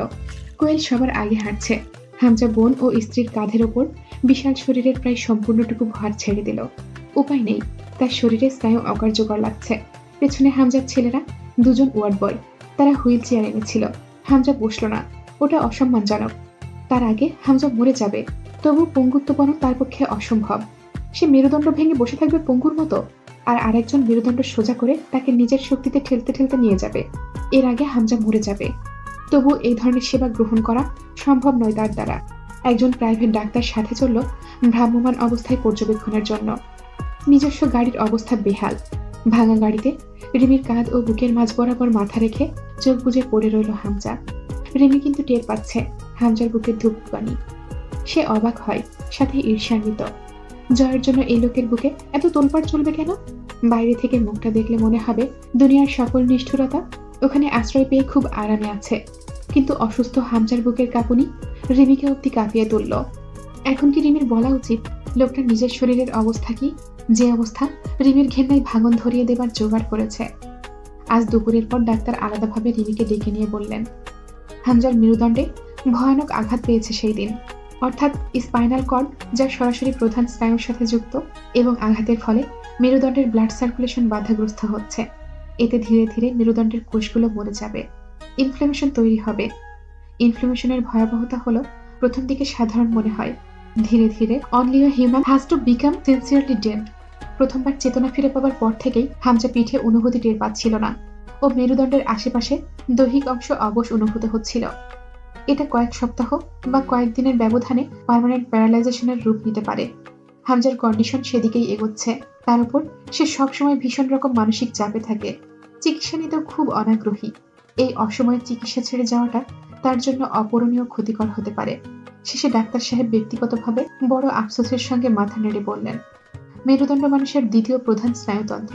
যে কোনো ধরনের নিউরোলজিক্যাল, সাইকোলজিক্যাল প্রবলেম ওর প্যারালাইজেশনে স্থায়ীভাবে ভুগতে হতে পারে।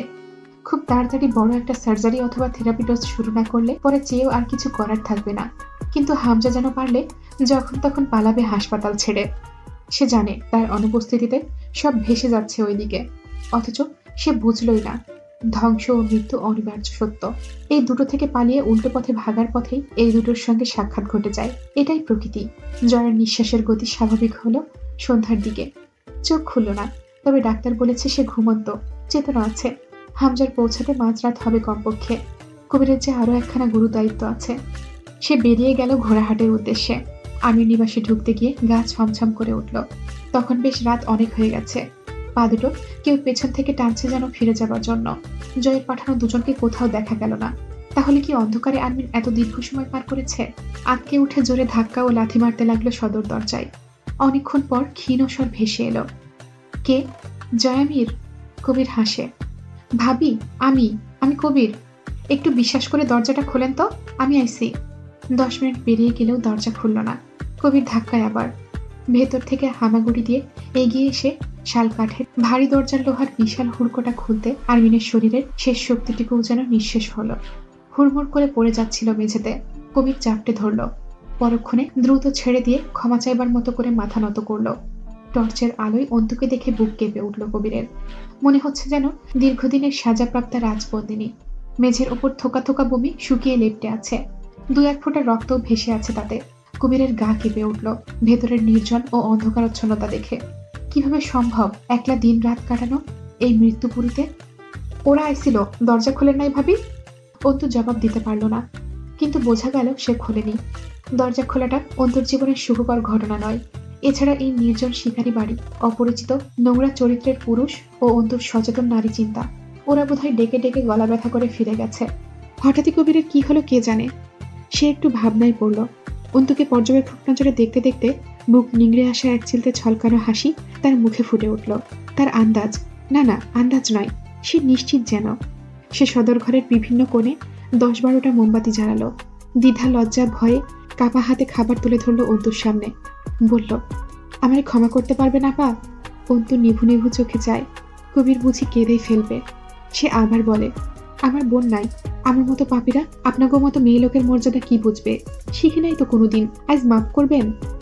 অন্তু হাসে, আমি কারো কোনো অপরাধ রাখিনি ভাই, এভাবে বলবেন না। মাফ করার মালিক আমার খোদা তাআলা, আমি এক নগণ্য বান্দি।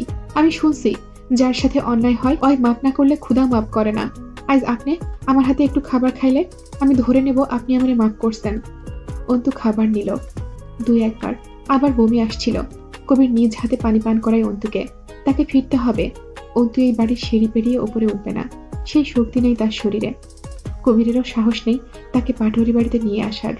ওইদিকে মরণ। সে বেরিয়ে যাবার আগে অদ্ভুতভাবে হেসে জানায়, আপনার দুশ্মন কইলাম হাসপাতালে ভাবি, তাই আমি আইসি। অন্তুর চোখের পাতা কাঁপল। কবির আবার বলল, গুলি লাগছে কাল রাতে, আমি যাই। সে না এলে দরজা খুলেন না, এমপির লোক আপনারা খুঁজতেছে, আমি আবার আসবো। অন্তুর শরীরে কাঁপুনি উঠল। এটা হতে পারে না, জয়ামের এভাবে মরতে পারে না, এটা সময় নয়। অন্তুর থুতনি ভেঙে এলো, থরথর করে কাঁপলো। আচ্ছা, বড় ঘরেরই বা কি অবস্থা? কেমন আছে ওরা? আছে তো? জয়ামের কি করেছে ওদের সঙ্গে? অন্তুর মনে হলো সে এখানেই মরে যাবে। বাকি থাকা দায়ভার ও জীবনের পিছুটান তাকে বাঁধতে পারবে না। এত কঠিন হতে নেই জীবন। হামজা পৌঁছালো শেষ রাতে। কেবিনে ঢুকেই হুড়মুড় করে ঝুঁকে বসে পড়ল জয়ের বুকের ওপর। জয় শুয়ে আছে, বাহুতে ব্যান্ডেজ, উরুতে ব্যান্ডেজ, শরীরের উপর পাতলা চাদর। অনেকক্ষণ চুপচাপ তাকিয়ে রইল চেহারার দিকে। এই মুখটা তার জয়ের। জয় তার ভাই কম সন্তান, সে জয়ের বাপ, পয়দাকর্তা। কয়দিন পর জয়কে দেখে তার মনে হলো সে বুঝি কতকাল এই মুখখানায় নিজের নাম শুনে না, হাসির ঝংকার শুনে না। জয়, ও জয়, তাকা তাকা জয়, আমার কিন্তু রাগ হচ্ছে। জয় রে। জয়ের মুখে হাত নেড়ে দেয়, মাথায় পরম স্নেহে হাত বোলায়। রিমির অবাক লাগে। জয়ের সামনে যে হামজাকে দেখা যায় ওই হামজা আরেকজন। তার হাত দুটো থরথর করে কাঁপছে। মস্তিষ্কের নির্দেশ যেন হাতের পেশিতে পৌঁছাতে বিলম্ব হচ্ছে। হামজার সাথে কি হচ্ছে? জয়ের সুস্থ হতে হবে। দুই ভাইয়ের একবার খুব শীঘ্রই বিদেশ চলে যাওয়া জরুরি। চারদিকের অবস্থা ভালো না। এই সুযোগে দুইজন একজোটে জম্পেশ চিকিৎসা সেরে নেওয়া যাবে। ডাক্তার ঢুকতেই থাবা মেরে ধরল, রক্ত দিন। খবরদার, যেন উচ্চারণ করবেন না আমি অসুস্থ। এ অবস্থায় রক্ত দিতে পারা যাবে না। আমার রক্ত ও নেগেটিভ। নার্স, নার্স কই, ডাকেন। তখন শরীরে বিভিন্ন স্থানে দগদগে ঘা, ব্লাড প্রেশার ও হার্টবিট হাই, কিন্তু হামজার কথা খেলাপি করতে নেই। ডাইরেক্ট ব্লাড ট্রান্সফিউশনের ব্যবস্থা করে ফেলা হলো। বারবার একজন আরেকজনের রক্ত ভাগাভাগি করতে করতে এখন দুজনের রক্ত গুলে গেছে। কতবার এইরকম রক্ত নেওয়া দেওয়া হয়েছে হিসাব নেই। হামজা কি করে নিজের রক্তকে অস্বীকার করতে পারে? জয় এখন তার রক্ত, সেই জয়ের পরিবার, বংশ পরিচয়, আত্মীয়, বাপ মা, ভাই, অভিভাবক, আর কারো স্থান নেই এখানে। রক্ত দেবার পর জয় অবজারভেশনে রইল। 2-1 দিনের মাঝে তার শরীর ঠিক হয়ে উঠবে। তার শরীরে এইসব মশা কামড় মারার ব্যাপার হয়ে দাঁড়িয়েছে আজ। এইসবে কাবু হওয়ার মতো ক্যাপাসিটি শরীর বহু আগে হারিয়ে ফেলেছে। হামজাও বাকি রাতটা সহ গোটা দিন হাসপাতালে আরেকটু চিকিৎসার অধীনে রইল। এই অবস্থায় রক্ত দেওয়ার ফলে শরীর আরো ভেঙে এলো। দুইজন পাশাপাশি বেডে পড়ে রইল। কবির খুশির সংবাদখানা কাকে দেবে করে উত্তেজনায় সামলাতে পারছিল না, কিন্তু সে অন্তত জয়কে দিল না। একজনকে দেবার সাথে সাথে হাসপাতাল ভেঙে দিনাজপুর এসেছে। এই খবর শুনলে জয় এই মুহূর্তেই দুনিয়াদারি ভুলে ছুটতে চাইবে ঘোড়া হাত, উন্মাদ হয়ে যাবে। কিন্তু কবিরের ভেতরে চেপে রাখা কঠিন। রিমি, তুলি ও কোয়েল জয় ও হামজার বেডের মাঝখানে বসা। হামজা জয় দুজনেই ঘুমাচ্ছে তখন। রাত শেষ হবার পথে। ফজরের আজান হবে। চারিদিকে নিশ্চল নীরবতা। কবির রিমির কানের কাছে ফিসফিস করে বলল, বড় ভাবি, জয় ভাই বাপ হইলে কেমন হবে কন্ত? রিমি বিস্ময়ে তাকায়, চোখ দুটো চিকচিক করে উঠল। চোখে জিজ্ঞাসা করে। কবির ইঙ্গিতে ব্যাপারটা বোঝাতে পেরে খুব গর্ববোধ করছে নিজের ওপর। রিমি কি কান্না পাচ্ছে? একবার আরমিনকে জড়িয়ে ধরে কাঁদতে খুব ইচ্ছে করছে, খুব। হামজা পরদিন সন্ধ্যার পর বাড়িতে ফিরে আর একটু রেস্ট করে রাতে ওষুধ খেয়ে কয়েকটা ছেলের সঙ্গে বড় ঘরে গেল। জয় অনেকগুলো লাশ বিছিয়ে রেখে গেছে, শুধু একটা পতঙ্গের চান এখনো সামান্য ফরফর করছে। পতঙ্গটার নাম মুরসালিন। এটা বিরক্তকর। সে মুরসালিনের আধমরা দেহটাকে গলা চেপে ধরে বসিয়ে বলল, তুমি আমার খুব বড় ক্ষতি করেছো মুরসালিন। তোমরা নীতির কথা বলে বেড়াও, আমার মতো পাপীর ক্ষতি করো। তোমাদের নীতি কি বলে? পাপীর ক্ষতি করা কি নীতি বিরুদ্ধ নয়? দুটো ছেলে বড় চাপাতিখানা ও শান এনে রাখলো হামজার কাছে। হামজার হাতের পেশি প্রায় অবশ, ওরই শানে চাপাতি ঘষতে লাগলো। ধাতব শব্দ উঠল অবরুদ্ধ ঘরখানায়। আরো তিনজন গিয়ে পাশের ঘর থেকে কুকুরের খেয়ে অবশিষ্ট রাখা হাড্ডিসার দেহ কঙ্কালগুলো এনে ফেললো মেঝের ওপর। আজ আবার চুল্লি জ্বলবে বড় ঘরে, ভালো আয়োজন হবে আজ। হামজা চাপাতি এক হাতে তুলে ধরলো। একটু জোর ও জেদ বেশি দিতে হলো শরীরের ওপর। মুরসালিনকে বলল, আমি আগে আলাদাভাবে তুমি জীবিত থাকতে তোমার 2 হাতখানা চাই, বুঝলে? তোমার এই হাত দুটো আমাদের বিরুদ্ধে খুব আপত্তিকর কথাবার্তা লিখেছে, আমার পালক বাপকে মেরেছে, আরো অনেক কিছু। এক কোপে মুরসালিনের ডান হাতখানা কেটে ফেললো হামজা। চামড়ার সাথে ঝুলছিল হাতখানা। হামজা টান মেরে ছিঁড়ে নিল। মুরসালিনের চিৎকার বড়ই শ্রুতিমধুর লাগছে। এটা শুনবে বলে সে মুখে কিছু গুজে দেয়নি। মুরসালিনের চোখে তখনও অভয়, একটুও আকুতি নেই। সে শরীর থেকে বিচ্ছিন্ন হয়ে যাওয়া হাতখানার দিকে তাকিয়ে হাসল। ওর হাত দুটো শেষবার তার মায়ের কাছে চিঠি লিখেছে। ওই হাত দুটো ধরে মা কতবার বলেছে, শোন মুরসালিন, ভার্সিটিতে পড়তে দিচ্ছি বলে জাহিল হবি তা কিন্তু না, একদম ত্যায্য করব। এই তোর হাত যেন কারো কষ্টের কারণ না হয়। তোর হাতখানা যেন কখনো মিথ্যা ও জুলুমের বিপক্ষে না লেখে। আল্লাহ পাক হাসরে প্রতিটা অঙ্কের হিসাব চাইবেন। অঙ্গরা নিজেরা নিজেদের কৃতকর্মের সাক্ষী দেবে। বলতে বলতে মরিয়ম কেঁদে ফেলতেন। মুরসালিন হেসে জড়িয়ে ধরতো আম্মাকে ওই হাতখানা দিয়েই। আজ এই অবস্থায় তিনি দেখলে নিশ্চয়ই মুরসালিনের বুকে জায়গা নিতেন, কিন্তু মুরসালিনের হাতখানা নেই ওনাকে জড়িয়ে নেবার জন্য। মুরসালিন তাই হাসলো। তার খুব পিপাসা পাচ্ছে। এক গ্লাস ঠান্ডা পানির জন্য বুক চিড়ে আসার মতো অনুভূত হলো। সে অবাক হলো, মৃত্যু পূর্ববর্তী প্রভাব তাকেও ঘিরে ধরতে সক্ষম হয়েছে। মৃত্যুর তো আসলে অনেক শক্তি। মানুষ কেবল সান্ত্বনা পেতে বলে, মৃত্যুকে আমি ডরি না। মৃত্যুর আগ মুহূর্ত মৃত্যু মুহূর্তের চেয়ে কঠিন বুঝি। বাম হাতখানাও কেটে নিল হামজা। মুরসালিনকে দেখতে অদ্ভুত লাগলো। জীর্ণ হয়ে আসা লম্বা শরীরে লম্বা লম্বা সাহসী হাত দুখানা নেই আর। টপ টপ করে রক্ত পড়ে যাচ্ছিল মেঝেতে। হামজা একটা ছেলের উপর ভর দিয়ে অনেকটা সময় নিয়ে মেরুদণ্ড সোজা করে দাঁড়ায়। উঠতে গিয়ে 4 বারের মতো মেরুদণ্ড মরে এলো। ঝুঁকে পড়লো অর্ধঙ্গ রুগীর মতো। পিস্তলখানা বুক বরাবর তাক করলো মুরসালিনের। কোনো শেষ ইচ্ছে আছে তোমার মুরসালিন? আছে, বলো। মুরসালিন পাঠ করে, আশহাদু আল্লা ইলাহা ইল্লাল্লাহু ওয়া আশহাদু আন্না আবদুহু ওয়া রাসূলুহু। আশহাদু আল্লা ইলাহা ইল্লাল্লাহু ওয়া। ভোতা 4টে আওয়াজ উঠল। পরপর 4টা গুলি মুরসালিনের বুকে প্রায় একই জায়গায় ফুঁড়ে পেছনের দেয়ালে গেঁথে রইল। একটা গুলি বিঁধে রইল মুরসালিনের বিদ্রোহী বুকের হৃদযন্ত্রের পেশিতে। চুল্লিতে কয়লা ও কোক অল্প ঢালা হলো। অনেকগুলো তাজা দেহ আছে আজ। কোক অত না হলেও চুল্লি জ্বলল। মুরসালিনের শরীরখানা গোলে লাল টকটকে লাভা হয়ে উঠল। তার বিদ্রোহ, বিপ্লবের পিপাসা, টকবকে রক্তের স্ফুলিঙ্গ, এক অসহায় মায়ের শেষ প্রতীক্ষা এক মেটাল মেল্টিং চুল্লিতে কিছু সময়ের কারবারে গলে গেল। ফুরিয়ে গেল মুরসালিনও। মুরসালিনের মায়ের অপেক্ষা যদিও ফুরায়নি। তিনি যে আনসারি মোল্লার কাছে কথা নিয়েছেন, মুরসালিনকে নিয়ে আসবেন। হামজার কাজ ফুরালো বড় ঘরে। তাকে এখন একবার ঘোড়াহাট যেতে হবে।